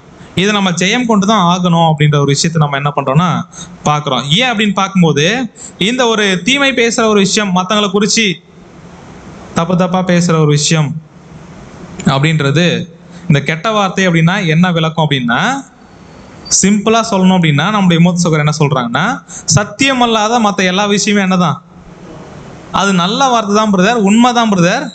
அதனால நான் அரசியலையோ இல்லை உலக காரியத்தை என்ன பண்ணுவேன், ரொம்ப ஆசைப்பட்டு பேசுவேன் அப்படின்னாலும் அதுக்கு பேர் என்ன சொல்றாரு, கெட்ட வார்த்தை. இந்த ஒரு காரியத்தை என்ன பண்றாங்க அப்படின்னு பார்க்கும்போது, அநேகர் சத்தியத்துல நல்லா ஊழியம் செய்வாங்க, இந்த ஒரு விஷயமும் அறியாம என்ன பண்றாங்க தெரியுங்களா, மற்றவங்களை பத்தி குறை சொல்றது, எதை பார்த்தாலும் தப்பாவே என்ன பண்றது, பார்க்கறது, மற்றவங்களை பத்தி தீமை பேசுறது. இந்த ஒரு விஷயத்தை வந்துட்டு மூத்த சகோதரர் என்ன சொல்றா அப்படின்னு பார்த்தோம்னா, இந்த ஒரு விஷயம் தப்பு அப்படின்ற உணர்றதுக்கு சகோதர சகோதரிகளுக்கு எத்தனை பாடங்கள் தான் வரி வரியா எழுதணும். அப்படி வரி வரியா எழுதினாலும் அந்த ஒரு விஷயத்தை என்ன பண்றது இல்லை, தப்பு அப்படின்றத உணர முடியல. ஏன்னா அப்படிப்பட்ட ஒரு மோசமான அது ஒரு தடை நம்ம வாழ்க்கையில. ஆனா இந்த ஒரு விஷயத்தை நம்ம என்ன பண்ணி ஆகணும் பார்க்கும்போது, ஜெயம் கொண்டு தான் ஆகணுன்றதை நம்ம பார்க்குறோம். ஸோ இப்போ என்ன ஒரு விஷயம் அப்படின்னு பார்த்தோம்னா, மற்றவங்கள பத்தி ஒரு வேளை அந்த சகோதரனோ சகோதரி இல்லாத நேரத்தில் நம்ம கிட்ட வந்து கம்ப்ளைண்ட் பண்றாங்கன்னு வச்சுக்கோம், என்ன பண்ணலாம்? என்ன அப்படின்னு பார்க்கும்போது, உண்மையாலுமே இது ரொம்ப கஷ்டமான விஷயம்தான். ஆனா தேவன் இந்த ஒரு விஷயத்துல பிரியப்படல அப்படின்னும் போது, இப்ப நம்ம யாரை பிரியப்படுத்தணும், தேவனையா மனுஷனையா? ஸோ தேவனை தான் என்ன பண்ணணும் அப்படின்னு பார்க்கும்போது பிரியப்படுத்தணும்.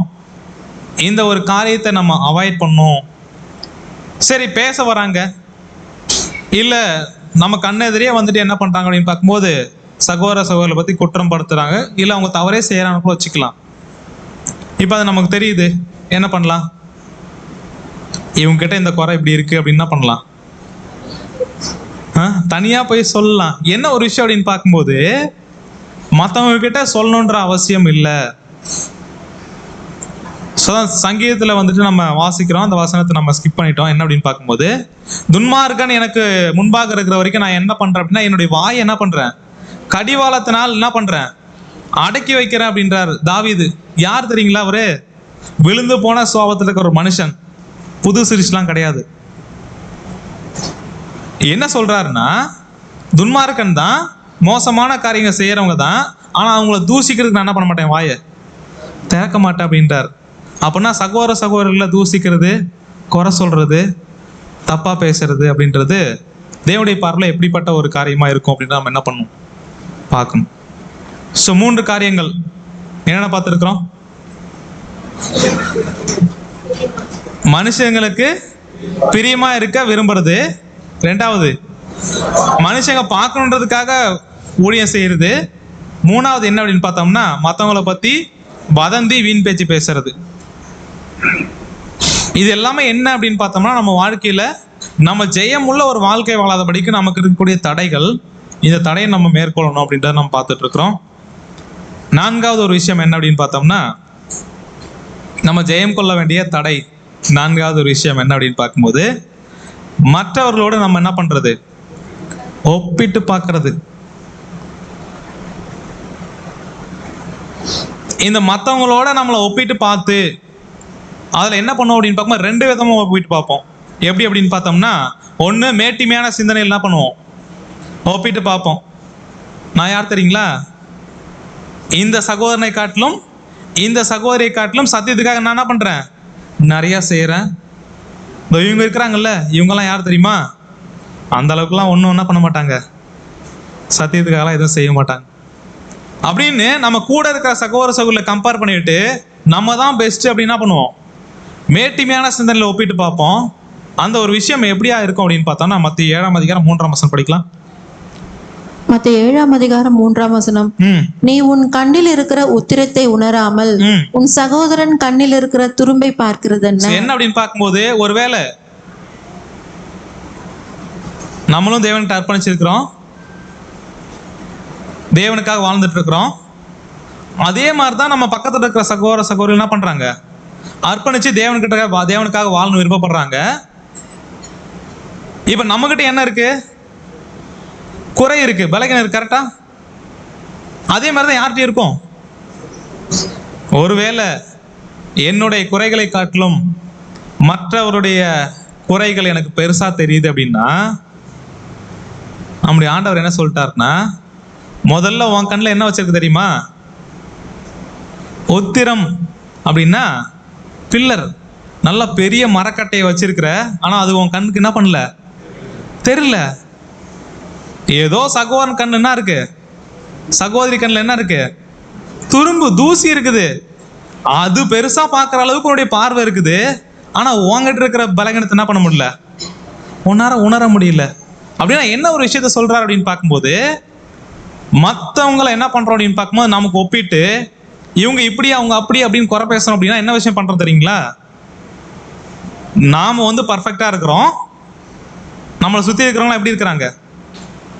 ரொம்ப மோசம். என்ன அப்படின்னு பார்த்தோம்னா, இப்படிப்பட்ட ஒரு ஆட்டிடியூட், அந்த ஒரு விஷயம் என்ன அப்படின்னு பார்க்கும்போது எப்படியா இருக்கும் அப்படின்னு பார்த்தோம்னா, படிக்கலாம் 2 கொரிந்தியர் 10:12 வசனம். 2 கொரிந்தியர் 10:12 ஆகிலும் தங்களை தாங்களே மெச்சிக்கொள்ளுகிற சிலருக்கு நாங்கள் எங்களை சரியாக்கவும் ஒப்பிடவும் துணிய மாட்டோம்.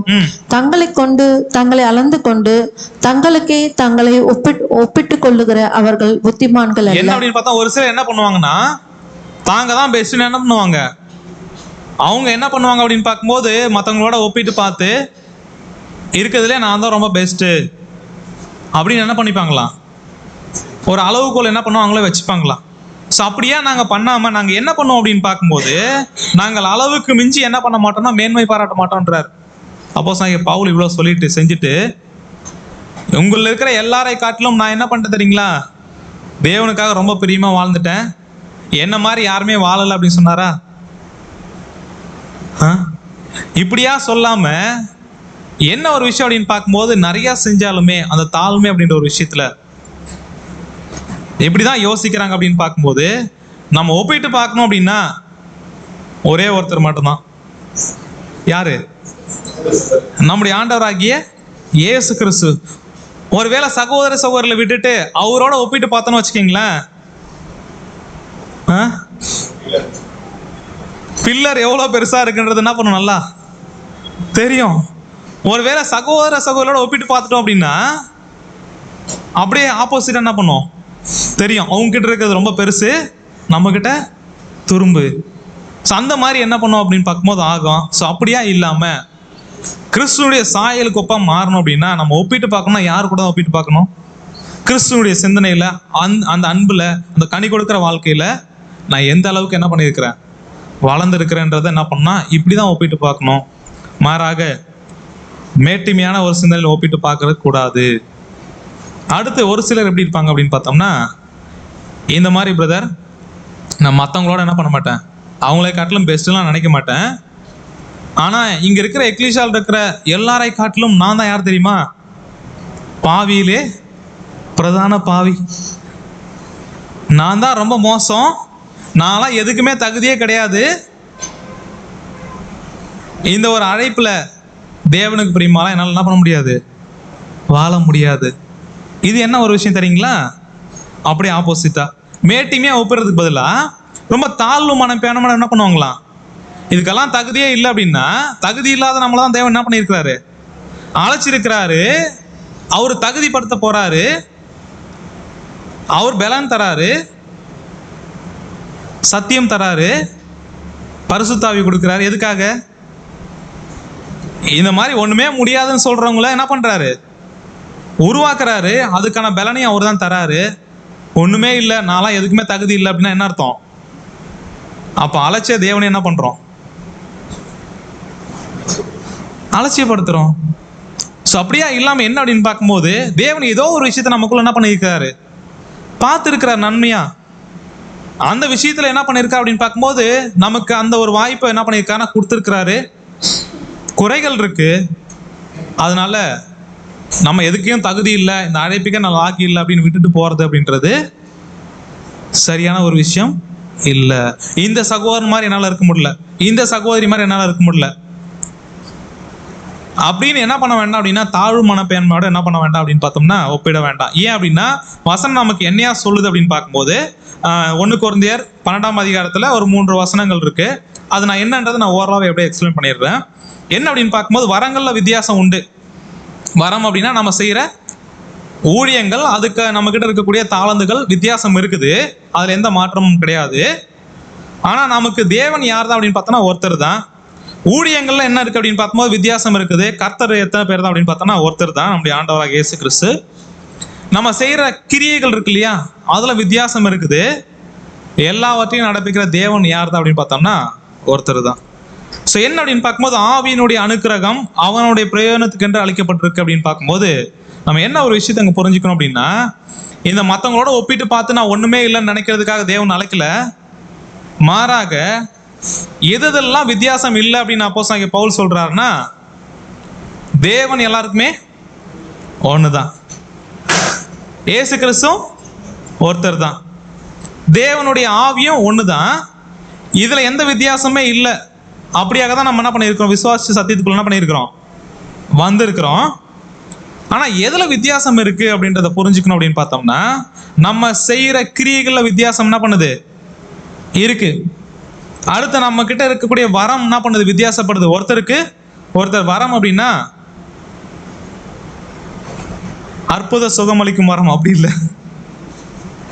ஸோ வசனங்களை பகுத்தறியறது, நம்ம கிட்ட இருக்கக்கூடிய தாளந்துகள், திறமைகள், ஒருத்தருக்கு ஒருத்தர் என்ன பண்ணுது, வித்தியாசம் இருக்குது. நம்ம செய்யற ஊழியத்தை வித்தியாசம் இருக்கு. அதுக்கு தான் என்ன சொல்லிட்டார் அப்படின்னு பார்க்கும்போது, அப்போஸ்தலன் பவுல் தேவனுடைய தெய்வத்தை நல்லா புரிஞ்சுக்கிட்டு, நம்முடைய சரீரம் இருக்கு இல்லையா, அதுக்கு தலை கிறிஸ்து, அதுக்கப்புறம் அவயம் இருக்கு இல்லையா, இந்த எல்லா அவயத்துக்குமே ஒரே மாதிரியான வேலையா உடம்புல? ஆனா எல்லாத்துக்குமே என்ன இருக்கு, வேலை இருக்கு. ஒரு வேலை இந்த மாதிரி சகோதரன், இந்த சகோதரி மாதிரி நம்ம என்ன பண்ணோம், வேலை செய்யணும், ஊழியம் செய்யணும். இதுதான் வந்து இந்த சகோதரன் பண்ற வேலை தான் எப்படி இருக்கு அப்படின்னு பார்த்தோம்னா பிரபலமா இருக்கு, எல்லாருக்கும் பார்க்குற மாதிரி இருக்கு அப்படின்றதுக்காக, ஒருவேளை அந்தக்கான தாளந்தோ அதுக்கான திறமையோ என்கிட்ட இல்லாம நான் அதுக்காக பிரயாசப்படணும்னு வச்சுக்கிங்களேன், தேவன் எந்த ஊழியமா எந்த அவயவமா நம்ம கிரியேட் பண்ணணும்னு நினைக்கிறாரோ அந்த மாதிரி ஊழியம் நம்ம என்ன பண்ணோம், செய்யலாம். உடம்புலயே வந்துட்டு வெளியில பார்க்குற மாதிரி நிறைய அவயவம் இருக்கு, கை, காலு, அதுக்கப்புறம் கண்ணு, வாய் எல்லாம் என்ன பண்ணோம், வெளியே தெரியும். அது பண்ற கிரியைகள்லாம் பார்க்குற மாதிரி இருக்கும். ஆனா உடம்புலயே நிறைய உறுப்புகள் எப்படி இருக்கு தெரியுங்களா, ரொம்ப முக்கியமான உறுப்புலாம் மறைஞ்சுதான் இருக்குது. இருதயம் ஆகட்டும், நம்முடைய லங்ஸ் ஆகட்டும், லிவர் ஆகட்டும், கிட்னி ஆகட்டும், வெளியில இருக்கிற அவயத்தை காட்டில இது ரொம்ப முக்கியத்துவம் வாய்ந்த அவயவங்கள். அதெல்லாம் எங்க இருக்கு தெரியுங்களா, மறைஞ்சு வேலை செய்யுது. வெளியே தெரியுதா? இல்ல. ஏன் அப்படின்னு பார்க்கும்போது, தேவன் இப்படிதான் வச்சிருக்கிறார். ஒரு சில ஊழியங்கள்லாம் வெளியே தெரியுற மாதிரி இருக்கும், ஆனா ஒரு சிலர் அதை காட்டிலும் திரைக்கு மறைவுல நிறைய ஊழியம் செய்வாங்க, அது வெளியே என்ன பண்ணாது, தெரியாது. அதனால வெளிப்புறமா தெரிகிற ஊழியத்துக்கு தான் நான் முக்கியத்துவம் தருவேன். யாரும் பார்க்காத மாதிரி இருக்குது அப்படின்னா அந்த ஊழியத்துக்கு என்ன பண்ண மாட்டேன், நான் விருப்பம் தர மாட்டேன். அப்படின்னா அது நல்ல ஒரு மனப்பான்மை இல்லை. ஸோ என்ன ஒரு விஷயம் அப்படின்னு பார்க்கும்போது நம்ம எல்லாருமே என்ன பண்றோம் அப்படின்னு பார்க்கும்போது ஊழியம் செய்யறதுக்காக அழைக்கப்பட்டிருக்கிறோம். தேவன் ஊழிய வாய்ப்பு நமக்கு தராங்க. எல்லாருக்குமே சுவிசேஷத்தை பிரசங்கிக்கிறதுக்கு அதுக்கு ஒரு கருவிகளா இருக்கிறதுக்கான வாய்ப்புகள் இருக்கு. மற்றபடி ஊழியங்கள்ல வித்தியாசம் இருக்கு. எந்த அவயமா தேவன் நம்மளை பயன்படுத்த விரும்புறாரோ அந்த அவயமா என்ன பண்ணணும், ஒப்பு கொடுத்துட்டு அதுக்கேற்ற மாதிரி நம்மளை என்ன பண்ணணும், தேவனுக்குள்ள காத்துக்கொள்ளணும். இதுதான் நல்ல ஒரு மனப்பான்மை அப்படின்னு நம்ம பார்க்குறோம். ஸோ அடுத்த நம்ம பார்க்கும்போது இந்த மற்றவங்களோட ஒப்பிட்டு பார்க்குற ஒரு விஷயத்துல ஒருவேளை இந்த மாதிரி ஒரு எக்ஸாம்பிள் சொன்னால் நல்லா இருக்கும். என்ன அப்படின்னு பார்த்தோம்னா, இந்த சகோதரன் செய்கிற ஊழியத்துக்கு நான் செய்ய விரும்பப்படுறேன் அப்படின்னா, ஒருவேளை அதற்கான தாளந்தோ திறமையா என்கிட்ட இல்லைன்னு வச்சுக்கிங்களேன், நான் பண்ணுற ஊழியம் எப்படியா இருக்கும் அப்படின்னு பார்க்கும்போது, ஒருவேளை ஃபுட்பால் பிளேயராக ஒருத்தர் இருக்கிறார் அப்படின்னு வச்சுக்கிங்களேன், அதில் என்ன ஒரு விஷயத்துக்காக அவர் பழக்கப்பட்டிருப்பார் அப்படின்னா, எதில் ரொம்ப நல்லா விளையாடுவார் அப்படின்னா ஃபுட்பால். அவரை கொண்டாந்து கிரிக்கெட் கிரவுண்டில் விட்டோம்னா என்ன பண்ணுவார், நல்லா விளையாடுவாரா? இல்லை, அதுக்காகவே யார் ப்ராக்டிஸ் பண்ணியிருக்காங்களோ, அதுக்காகவே யார் திறமை இருக்கோ அந்த ஒரு விஷயத்தான் என்ன பண்ண முடியும், அவரால் செய்ய முடியும். ஒருவேளை மாற்றி ட்ரை பண்ணோம் அப்படின்னா நிறைய என்ன ஆகும், ஒரு சில தேவனுடைய பிள்ளைகள் என்ன பண்ணுவாங்கன்னா, இல்லாத ஒரு விஷயத்தை தாளந்த உருவாக்கிறதுக்கு நிறைய என்ன பண்ணுவாங்களாம், முயற்சி பண்ணுவாங்க. இது டைம் வேஸ்ட். மாறாக நமக்குள்ள என்ன பெஸ்ட்டாக இருக்கோ அதுதான் நம்ம ஊழியத்தில் தேவனுக்காக என்ன பண்ண போகிறோம், அர்ப்பணிக்க போகிறோம். அதை தெரிஞ்சு அதை என்ன பண்ணணும், தேவனுக்காக செலவு பண்ணணும். அந்த தாளந்து திறமையின் அடிப்படையில் தான் தேவனை என்ன பண்ணுவார்னா ஊழிய வாய்ப்பு என்ன பண்ணுவார், கொடுப்பாருன்ற ஒரு விஷயத்தை நம்ம பார்க்குறோம். ஸோ அப்படியா பார்க்கும்போது மற்றவங்களோட ஒப்பிட்டு பார்த்து நான் இதுக்கான தகுதி அடைஞ்சிட்டேன் அப்படின்னு சொல்கிறதும், இவங்களை காட்டிலும் ரொம்ப மேன்மையானவன்னு சொல்கிறதும், ஒருவேளை கம்பேர் பண்ணி பார்த்துட்டு நான்லாம் ஒன்றுமே இல்லைன்னு நினைக்கிறதும், இது ரெண்டுமே தப்பு. ஸோ என்ன ஒரு விஷயம் அப்படின்னு பார்க்கும்போதே, தேவன் அவங்கவுங்களுக்கு என்ன அளந்து கொடுத்துருக்கிறாரோ அதில் என்ன பண்ணணும், திருப்தி உள்ளவங்களா இருக்கணும் அப்படின்றது தான் முக்கியமான ஒரு விஷயமா இருக்குது அப்படின்னு பார்க்குறோம். ஸோ அடுத்து 5வது ஒரு விஷயம் கொஞ்சம் ஃபாஸ்ட்டாகவே பார்த்துடலாம். ஸோ என்ன அப்படின்னு பார்க்கும்போது 5வது ஒரு காரியம் நம்ம வாழ்க்கையில் ஜெயம் கொள்ள வேண்டிய தடையாக இருக்குது அப்படின்னா, ரொம்ப முக்கியமான தடை இது. எங்கவே ஆரம்பித்த ஒரு தடை அப்படின்னு பார்த்தோம்னா, தேவனுக்கு பிரியமாக வாழ ஆரம்பிக்கும் போதே என்ன ஆயிடுச்சு, மொத உண்டாக்கப்பட்ட மனுஷங்கிட்டே ஸ்டார்ட் ஆன ஒரு விஷயம். என்ன ஒரு விஷயம் அப்படின்னா, சாக்கு போக்கு சொல்றது. ஏன் பிரதர் இந்த ஒரு கிளிஷாக்கு நீங்க வரல? இல்ல பிரதர், நம்ம தேவனுக்காக அர்ப்பணிச்சிருக்கிறோம், இந்த ஊழியத்தை ஏன் செய்ய முடியல அப்படின்னா, அநேகர் என்ன பண்ணுவாங்க அப்படின்னு பார்க்கும்போது, பிரதர் இது பிரச்சனை, அது பிரச்சனை, வீட்டில் பிரச்சனை, மனைவி தடை, உலகம் தடை, வேலை தடை, எல்லாமே தடை.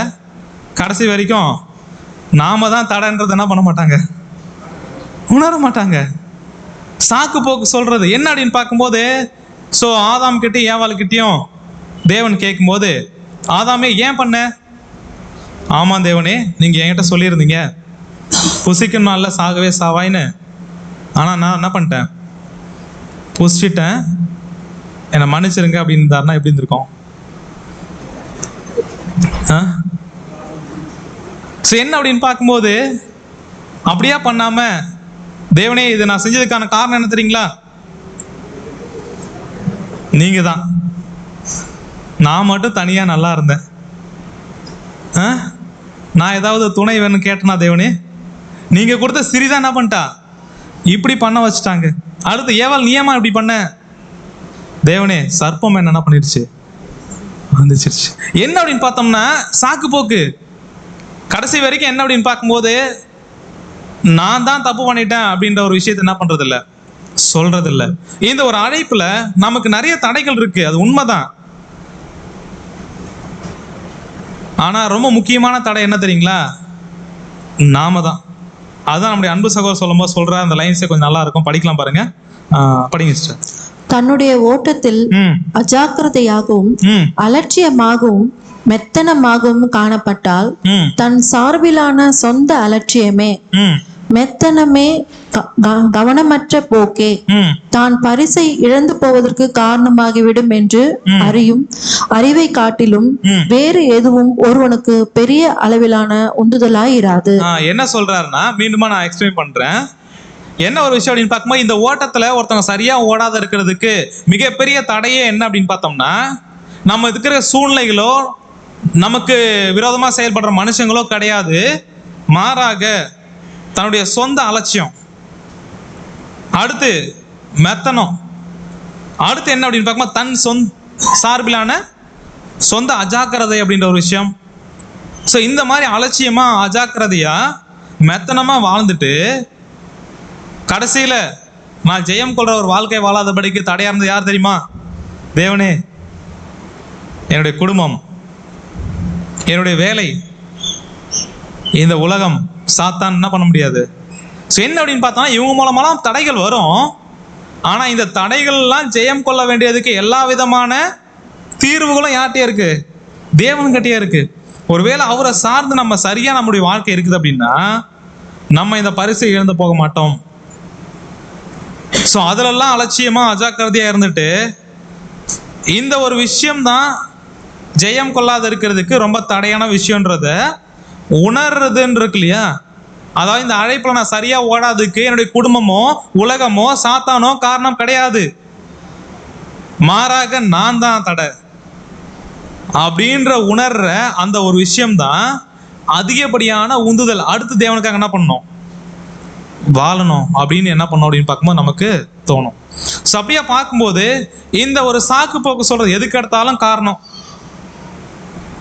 ஏன் பிரதர் எக்லீஷா வரல அப்படின்னா, இந்த மாதிரி தலை வலிக்கிற மாதிரி என்ன பண்ணுச்சு, கொஞ்சம் ஜோரம் அடிக்கிற மாதிரி இருந்துச்சு பிரதர் மாதிரி தான்.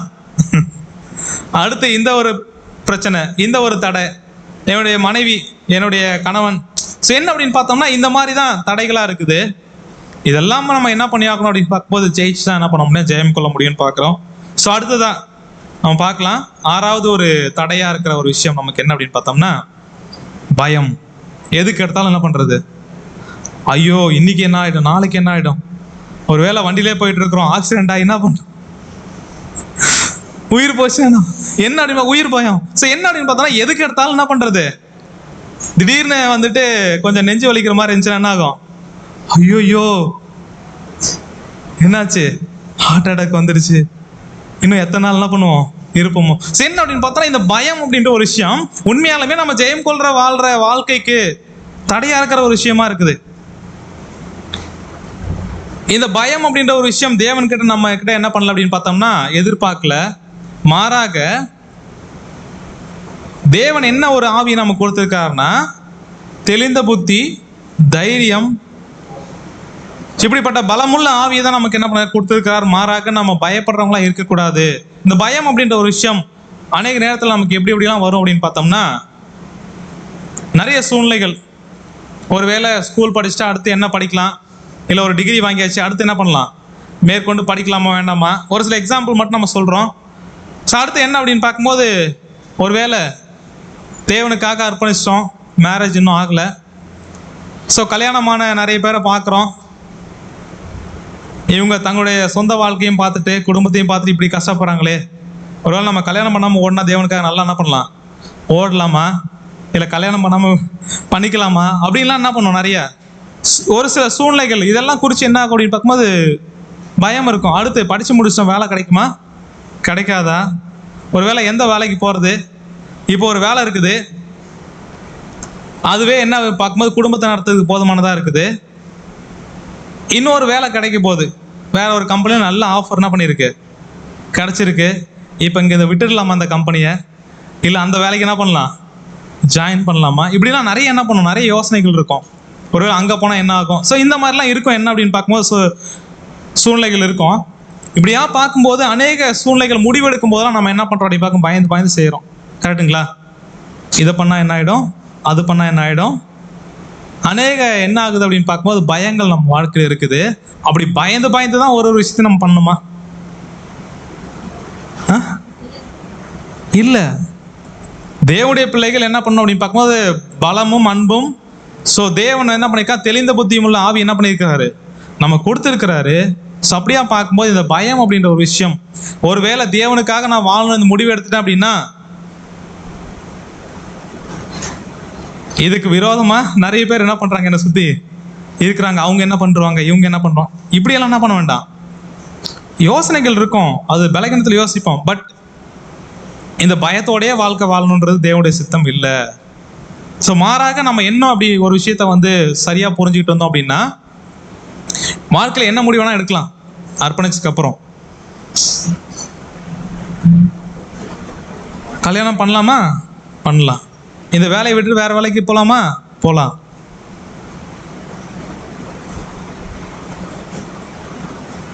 ஸோ முடிவுகள் எடுக்கலாம்.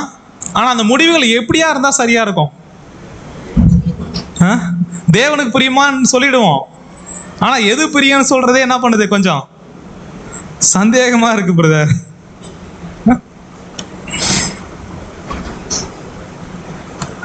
ஸோ அந்த மாதிரி சூழ்நிலைகள் தான் நம்ம என்ன பண்றோம் அப்படின்னு பார்க்கும்போது திகைக்கிறோம். ஒரு சில நேரத்தில் என்ன பண்றோம், கலக்கம் அடைகிறோம், பயம் வருது. ஒருவேளை இந்த முடிவு எடுத்து இப்படி ஆயிடுச்சா என்ன ஆகும் அப்படின்னு. பட் அதுக்கெல்லாம் தேவனுடைய பிள்ளைகள் என்ன பண்ண வேண்டாம், பயப்பட வேண்டாம். வாழ்க்கையில எந்த முடிவு வேணா எடுக்கலாம். ஆனா அந்த முடிவுகள், இந்த அர்ப்பணிப்பட்ட வாழ்க்கை இருக்கு இல்லைங்களா, புது சிஷ்யா நம்ம வளர்ற ஒரு விஷயம், இந்த புது சிஷ்யா வளர்றதுக்கு ஏதுவா நம்ம எடுக்கிற முடிவு சப்போர்ட்டா இருக்கும் அப்படின்னா அதை நம்ம என்ன பண்ணலாம், சூஸ் பண்ணலாம். என்னுடைய ஆவிக்குரிய நிலைமை இப்படியா இருக்குது, இப்ப இருக்கிற சூழ்நிலை, ஒருவேளை வேற ஒரு முடிவை நான் எடுத்து அடுத்த கட்டத்துக்கு என்னுடைய வாழ்க்கையை நகர்த்தணும் அப்படின்னா, அந்த ஒரு முடிவு எடுக்கிறதுனால இப்ப இருக்கிற ஆவிக்குரிய விஷயமும் ஏதோ கொஞ்சம் நஞ்சம் என்ன பண்ணுது இருக்குது, அதுவும் இல்லாம போயிடும் அப்படின்னா அந்த முடிவு என்ன பண்ண வேண்டாம். அது எவ்வளோ பெரிய ஒரு லாபம் கொடுக்கக்கூடிய விஷயமா கூட இருக்கலாம். என்ன ஒரு உதாரணத்துக்கு என்ன அப்படின்னு பார்க்கும்போது, இப்போ ஒரு வேலை செய்கிறோம், வருமானம் வருது, இதில் வந்து நம்முடைய தேவையும் பார்த்துக்கிறோம், அதில் கொஞ்சம் மிச்சப்படுத்தி கஷ்டத்தை தேவனுடைய ஊழியத்துக்காக நம்ம என்ன பண்ணுறோம், செலவு பண்ணுறோம். ஆனால் புது சிருஷ்டியாக இந்த ஒரு அழைப்பில் கூடுகையை மிஸ் பண்ண முடியல, எக்லிஷியாவுக்கு வந்துடுறோம், தேவனுடைய ஊழியம் எல்லாமே செய்ய முடியுது. எவ்வளோன்னா கம்மியான சம்பளத்தில். ஆனால் இன்னொரு கம்பெனியில் இல்லை வேற ஒரு வேலை இதை விட அதிகமாக சம்பளம் கிடைக்கக்கூடிய ஒரு வாய்ப்பு கிடைக்குது. ஆனால் என்ன பண்ண முடியாது அப்படின்னு பார்த்தோன்னா, கூடுகைக்கு என்ன பண்ண முடியாது, வர முடியாது. தேவனுக்காக என்ன பண்ண முடியாது, ஊழியம் செய்ய முடியாது, அதுக்கான டைம் இருக்காது. ஆனால் சம்பளம் ஜாஸ்தியாக கிடைக்குது. எந்த முடிவு எடுக்கலாம்? என்னன்னா அப்போ என்ன முடிவு எடுக்கணும்னா, அந்த போதும்ன்ற மனசு இருக்கு இல்லையா, இப்போ இருக்கிற நிலைமையே என்னுடைய ஆவிக்குரிய வாழ்க்கை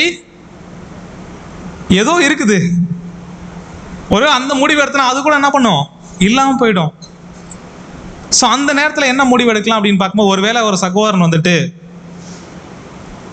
கல்யாணம் ஆகாத ஒரு சகோதரனோ இல்லை சகோதரியோ, நான் திருமணம் பண்ணுறதுனால என்னுடைய ஆவிக்குரிய வாழ்க்கை இன்னும் மேன்மேலும் வளர்ச்சி அடையுமா, அதுக்கு ஏற்ற மாதிரி இருக்குமா, இல்லை இருக்கிற ஆவிக்குரிய வாழ்க்கையும் இல்லாமல் போயிடுமா அப்படின்ற ஒரு யோசனை இருக்குன்னு வச்சுக்கிங்களேன். ஒருவேளை நான் திருமணம் பண்ணால் என்னுடைய ஆவிக்குரிய வாழ்க்கை இன்னும் மேன்மேலும் வளர்வதை காட்டிலும் இன்னும் கம்மியாயிடும்னு ஃபீல் பண்ணுறாருன்னு வச்சுக்கிங்களேன். அவர் என்ன பண்ணலாம், ஆகாம பண்ணாமல் இருக்கலாம். ஒருவேளை ஒரு சப்போர்ட் வேணும், இப்போ இருக்கிற ஒரு நிலைமையை விட இன்னும் வந்துட்டு கணவன் மனைவியா சத்தியத்தில் ஓடுறது இன்னும் நல்லா இருக்கும் அப்படின்னு ஃபீல் பண்ணுறாரு. அவர் என்ன பண்ணலாம், எதையுமே நம்ம எதை ஃபர்ஸ்டாக வைக்கணும் அப்படின்னு பார்த்தோம்னா, ஆவிக்குரிய வாழ்க்கை, ஆவிக்குரிய ஆசீர்வாதம். ஸோ அதை நம்ம பிரதானமாக நம்ம வாழ்க்கையில் நோக்கமாக வச்சு எடுக்கிற முடிவுகள் எல்லாமே எப்படி இருக்கும் அப்படின்னு பார்த்தோம்னா, தேவன் பிரியப்படுற மாதிரி இருக்கும். உலகத்தில் நிறைய என்ன இருக்கும் அப்படின்னு பார்க்கும்போது, நமக்கு ஆஃபர் என்ன பண்ணுவோம், வரும். சாத்தான் சொன்னான் இல்லையா, இந்த உலகம் ஃபுல்லாக யார்கிட்ட இருக்கு, என் கையில் இருக்கு, கொஞ்சம் என் காலில் என்ன பண்ணுறங்க, விழுந்துருங்க, நான் என்ன பண்ணுறேன், ஃபுல்லாக தரேன். இப்போ என்ன அப்படின்னு பார்க்கும்போது, அந்த மாதிரி உலகமும் சாத்தானும் நிறைய ஆஃபர் என்ன பண்ணுவாங்க, நமக்கு கொடுப்பாங்க. ஆனால் அது ஒரு தெளிவு இல்லாமல் நம்ம ஆவிக்குரிய வாழ்க்கையை முக்கியத்துவம் படுத்தாம நம்ம அதுக்கு நம்மளை ஒப்பு கொடுத்தோம் அப்படின்னா, ஏற்கனவே இருக்கிற ஆவிக்குரிய வாழ்க்கையை என்ன பண்ணும், இல்லாமல் போயிடும். ஸோ அப்படிப்பட்ட ஒரு விஷயம் நம்ம என்ன பண்ணக்கூடாது, செய்யக்கூடாது. மாறாக என்ன பண்ணலாம் அப்படின்னு பார்க்கும்போது, தேவன் நமக்கு என்ன பண்ணியிருக்கா அப்படின்னு பார்க்கும்போது, நான் உன்னை விட்டு விலகுவதும் இல்லை, கைவிடுவதும் இல்லை, நீ தைரியமா இரு அப்படின்னு தான் தேவனுடைய வாக்குத்தத்தங்கள் இருக்கு. அதனால தேவனுடைய தைரியத்தில் நம்ம என்ன பண்ணலாம் அப்படின்னு பார்க்கும்போது, தேவனை சார்ந்து தைரியம் உள்ளவங்களா இருக்கலாம். பயத்தோடய வாழ்ற வாழ்க்கை என்ன பண்ண வேண்டாம், வாய வேண்டாம். அப்படி பயத்தோட வாழ்ந்துட்டு இருக்கிறோம்னா அது முக்கியமான தடை நம்ம வாழ்க்கையில. அதை நம்ம என்ன பண்ணோம் அப்படின்னு பார்க்கும்போது ஜெயம் கொள்றவங்களா இருக்கணும். கடைசியா 7வது ஒரு பாயிண்ட், ஆனா ரொம்ப முக்கியமான பாயிண்ட். கடைசியா பார்க்கறதுனால அது முக்கியம் இல்லைன்னு என்ன பண்ண வேண்டாம், நினைச்சிக்க வேண்டாம். என்ன ஒரு விஷயம் அப்படின்னு பார்க்கும்போது, ஜெபம் மற்றும் வேதம் வாசிக்க விருப்பம் இல்லாத ஒரு நிலைமை. இது ரொம்ப முக்கியமான தடை நம்ம வாழ்க்கையில. ஆனா அநேக நேரத்தில் இது தடைன்னு என்ன பண்றது இல்லை, உணர்றது இல்லை. தேவனோட ஐக்கியப்படுறதும் சத்தியத்தை படிக்கிறதும் அப்படின்றதுக்கு ஆர்வமே இல்லை பிரதர் அப்படின்னா, அந்த அளவுக்கு நான் ரொம்ப உலகத்துல பிஸியா இருக்கிறேன் அப்படின்னா, அந்த அளவுக்கு நல்லா இருக்கிறோம் என்ன பண்ண வேண்டாம், நினைச்சிக்க வேண்டாம். ஏன் அப்படின்னு பார்த்தோம்னா, இந்த ஒரு ஆர்வம் விருப்பம் இல்லாம இருக்குது அப்படின்னா உண்மையாலுமே அது ரொம்ப வாழ்க்கையில ரொம்ப முக்கியமான தடை. இது ரெண்டுமே, ஜெபம் அப்படின்றதும் சத்தியத்தை தியானிக்கிறது, வசனத்தை படிக்கிறதும், இது நம்முடைய வாழ்க்கையில 2 கண்கள். ஒன்று ஜெபம், இன்னொன்று வேதம் வாசிக்கிறது. ஒருவேளை இந்த 2 விஷயமே இல்லை அப்படின்னா நம்ம ஏன் வாழ்றோம், என்ன பண்றோம், ஏன் செய்யறோம் அப்படின்ற ஒரு தெளிவு என்ன பண்ணாது, இருக்காது. உலகம், மாம்சம், சாத்தான் எந்த பக்கம் நம்மளை இழுக்கிறாங்களோ அந்த பக்கம் என்ன பண்ணுவோம், சாய்ந்துருவோம். ஸோ அதனால என்ன அப்படின்னு பார்க்கும்போது, ஜெபம் பண்ண நீங்க என்ன பண்ணுங்க அப்படின்னு பார்க்கும்போது ஜாக்கிரதை உள்ளவங்களா இருங்க அப்படின்னு வேத வசனம் சொல்லுது. அநேக நேரத்தில் நம்ம அஜாக்கிரதையா இருக்கிற விஷயமே ஜெபிக்க நேரம் இல்லை. என்ன அப்படின்னு பார்த்தோம்னா, இந்த மாதிரி இல்லாம அடுத்து இந்த ரட்சிப்பு அப்படின்ற ஒரு விஷயம் இருக்கு இல்லையா, சபையா நம்ம 144,000 பேர்ல ஒருத்தர் அங்கமாகிறது அப்படின்றது, இது எப்படிதான் மாற முடியும்? அப்போஸ்தலன் பவுல் தீமோத்தேயுக்கு சொல்றாருன்னா, படிக்கலாம் பாருங்க. 2 தீமோத்தேயு 3ஆம் அதிகாரம் 15ஆம் வசனம். 2 தீமோத்தேயு 3ஆம் அதிகாரம் 15ஆம் வசனம். கிறிஸ்து இயேசுவை பற்றும் விசுவாசத்தினாலே உன்னை இரட்சிப்புக்கு ஏற்ற ஞானமுள்ளவனாகத்தக்க பரிசுத்த வேத எழுத்துக்களை நீ சிறு வயது முதல் அறிந்தவன் என்றும் உனக்கு தெரியும். என்ன அப்படின்னு பார்த்தோம்னா, வசனத்தை கொஞ்சம் கவனிக்கலாம். கிறிஸ்து இயேசுவை பற்றும் விசுவாசத்தினாலே உன்னை இரட்சிப்புக்கேற்ற ஞானமுள்ளவன் ஆக்கத்தக்க பரிசுத்த வேத எழுத்துக்கள். அப்பனா அந்த பரிசுத்த வேத எழுத்துக்கள் அதுதான் எது காரணமா இருக்கு அப்படின்றாருன்னா, ரட்சிப்புக்கேற்ற ஞானம். அந்த ஞானத்துக்கு நம்மளை சரியா வழிநடத்துறது எதுதான் தெரியுங்களா, தேவனுடைய சத்தியங்கள். ஒருவேளை அந்த சத்தியத்துக்கு முக்கியத்துவம் தராம, நம்ம படிக்கிறதுக்கு நேரம் இல்லாம, வேதம் வாசிக்க நேரம் இல்லாம இருக்கிறோம் அப்படின்னா, நம்ம ரட்சிப்புக்கேற்ற ஞானம் உள்ளவனு ஆக்குற அந்த ஒரு விஷயத்தையே ஞானம் இல்லாம நிறைய விஷயத்துல என்ன பண்ணுவோம், உலகத்திலையும் சாத்தானுக்கிட்டையும் நம்ம என்ன பண்ணுவோம், ஒப்பு கொடுப்போம். ஸோ நம்ம ரட்சிப்புக்கேற்ற ஞானம் வேணும் அப்படின்னா அது பரிசுத்த வேத எழுத்துக்கள். இந்த விஷயங்களை நம்ம என்ன பண்ணணும் அப்படின்னு பார்க்கும்போது தியானிக்கிறவங்களா இருக்கணும். ஸோ இந்த ஒரு வேதம் வாசிக்கிறதும் ஜபிக்கிறதுக்கும் எனக்கு விருப்பமே இல்லை, ஆர்வமே இல்லை அப்படின்னா, நம்ம வாழ்க்கையில் இருக்கக்கூடிய அநேக தடைகள் இருக்குது. அதுல முதலாவது தடை இதுதான். ரொம்ப முக்கியமான தடையும் எதுதான் அப்படின்னு பார்த்தோம்னா இதுதான். இதுல நம்ம ஓரளவுக்கு ஏதோ சரியா இருக்கிறோம் அப்படின்னா அநேக தடைகள் என்ன பண்ணலாம், மேற்கொள்ளலாம். இதுவே இல்லை அப்படின்னா இருக்கிற எல்லா விதமான தடைகள்லையும் அப்டாக்கிள்ஸ் நிறைய இருக்குது. எல்லாத்தையும் என்ன பண்ணுவோம் அப்படின்னு பார்க்கும்போது விழுந்து விழுந்து என்ன பண்ணுவோம். ஒருவேளை இந்த தடைகள்லாம் இருக்குது, அதை நம்ம ஜெயம் கொள்ளாம இருக்கிறோம் அப்படின்னா, ஸோ அப்போஸ்தலன் பவுல் சொன்ன மாதிரி பந்தய சாலை நிறைய பேர் என்ன பண்ணுவாங்க, ஓடுவாங்க. ஆனால் பந்தயத்தை பெற்றுக்கொள்றவங்க அப்படின்னா இந்த மாதிரி இருக்கக்கூடிய தடைகள் என்ன பண்ணுவாங்க, ஜெயம் கொள்றவங்க. நம்முடைய ஆண்டவராக இயேசு கிறிஸ்து சொன்ன மாதிரி, ஸோ நான் ஜெயம் கொண்டு என்னுடைய பிதாவுடைய சிங்காசனத்தில் என்ன பண்றேன், அவரோடு கூட உட்கார்ந்து போல ஜெயம் கொள்ளுகிறவன் எவனோ. இந்த ஜெயம் கொள்ற ஒரு வாழ்க்கை வாழலை அப்படின்னா கண்டிப்பா என்ன பண்ண முடியாது அப்படின்னு பார்க்கும்போது, தேவன் வச்சுக்கிற ஆசீர்வாதத்தை என்ன பண்ண முடியாது, பெற்றுக்கொள்ள முடியாது. ஸோ அப்படியா பார்க்கும்போது நம்ம அர்ப்பணிச்சிருக்கிறோம், ஓட்டப்பந்தயத்தில் கலந்துருக்கிறோம், நிறைய தடைகள் இருக்குது. அந்த தடைகளை விழுந்து விழுந்து போயிட்டு இருக்கிறோமா. ஒரு சிலர் என்ன பண்ணுவாங்க அப்படின்னு பார்க்கும்போது விழுந்து அப்படியே என்ன பண்றாங்க, போயிடுவாங்க. ஜெயம்லாம் என்ன பண்ண மாட்டாங்க, பெற மாட்டாங்க. ஆனா நீங்க பெற்றுக்கொள்ளத்தக்கதாக என்ன பண்ணுங்க, ஓடுங்க. அப்படின்னா அந்த கிரீடம் நமக்கு என்ன பண்ணணும், சொந்தமாகணும். அப்படின்றதுக்காக ஜெயமுள்ள ஒரு வாழ்க்கை யார் தான் வாழணும், நம்ம தான் வாழணும். ஸோ இந்த ஒரு விஷயத்துக்கெல்லாம் நம்ம என்ன பண்றோம் அப்படின்னு பார்க்கும்போது, ஒருவேளை அஜாக்கிரதையா அதுக்கெல்லாம் முக்கியத்துவம் தராம, இதெல்லாம் நம்ம வாழ்க்கையில் இருக்கக்கூடிய தடைகளாவே நினைக்காம, ஒருவேளை உணர்வடையாம இருந்தோம் அப்படின்னா, நம்ம ஒரு வெற்றியுள்ள ஜெயம் கொள்ற ஒரு வாழ்க்கை என்ன பண்ண முடியாது, வாழ முடியாது. என்னென்ன பாயிண்ட்னு சொல்லிட்டீங்கன்னா முடிச்சிடலாம். 7 பாயிண்ட். மனுஷங்களுக்கு பிரியமா இருக்க விரும்புறது, மனுஷங்க பார்க்குற மாதிரி செயல்படுறது, தீமை பேசுறது, வதந்தி வீண் பேச்சு பேசுறது, மற்றவங்களோட ஒப்பிட்டு பார்க்கறது, சாக்கு போக்கு சொல்றது, ஓகே. ஸோ பயத்தோட வாழ்ற ஒரு வாழ்க்கை. அப்புறம் வேதம் வாசிக்க ஆர்வம் இல்லாமல் இருக்கு. எல்லாமே என்ன அப்படின்னு பார்க்கும்போது தடைகளா இருக்கிற விஷயங்கள். ஸோ இது எல்லாத்தையுமே நம்ம என்ன பண்ணோம் அப்படின்னு பார்க்கும்போது ஜெயம் கொள்ளணும். ஸோ அப்படி ஜெயம் கொண்டாதான் நம்ம என்ன பண்ணோம்னா கிரீடத்தை பெற்றுக்கொள்ள முடியும்னு பார்க்குறோம். ஸோ அப்படிப்பட்ட ஒரு வாழ்க்கை வாழ தேவன் நமக்கு ஒவ்வொரு நாளும் அனுக்கிரகம் செய்வாராக. ஸோ பொறுமையோட கேட்டவங்களை தேவன் தாமே ஆசீர்வதிப்பாராக. ஆமாம்.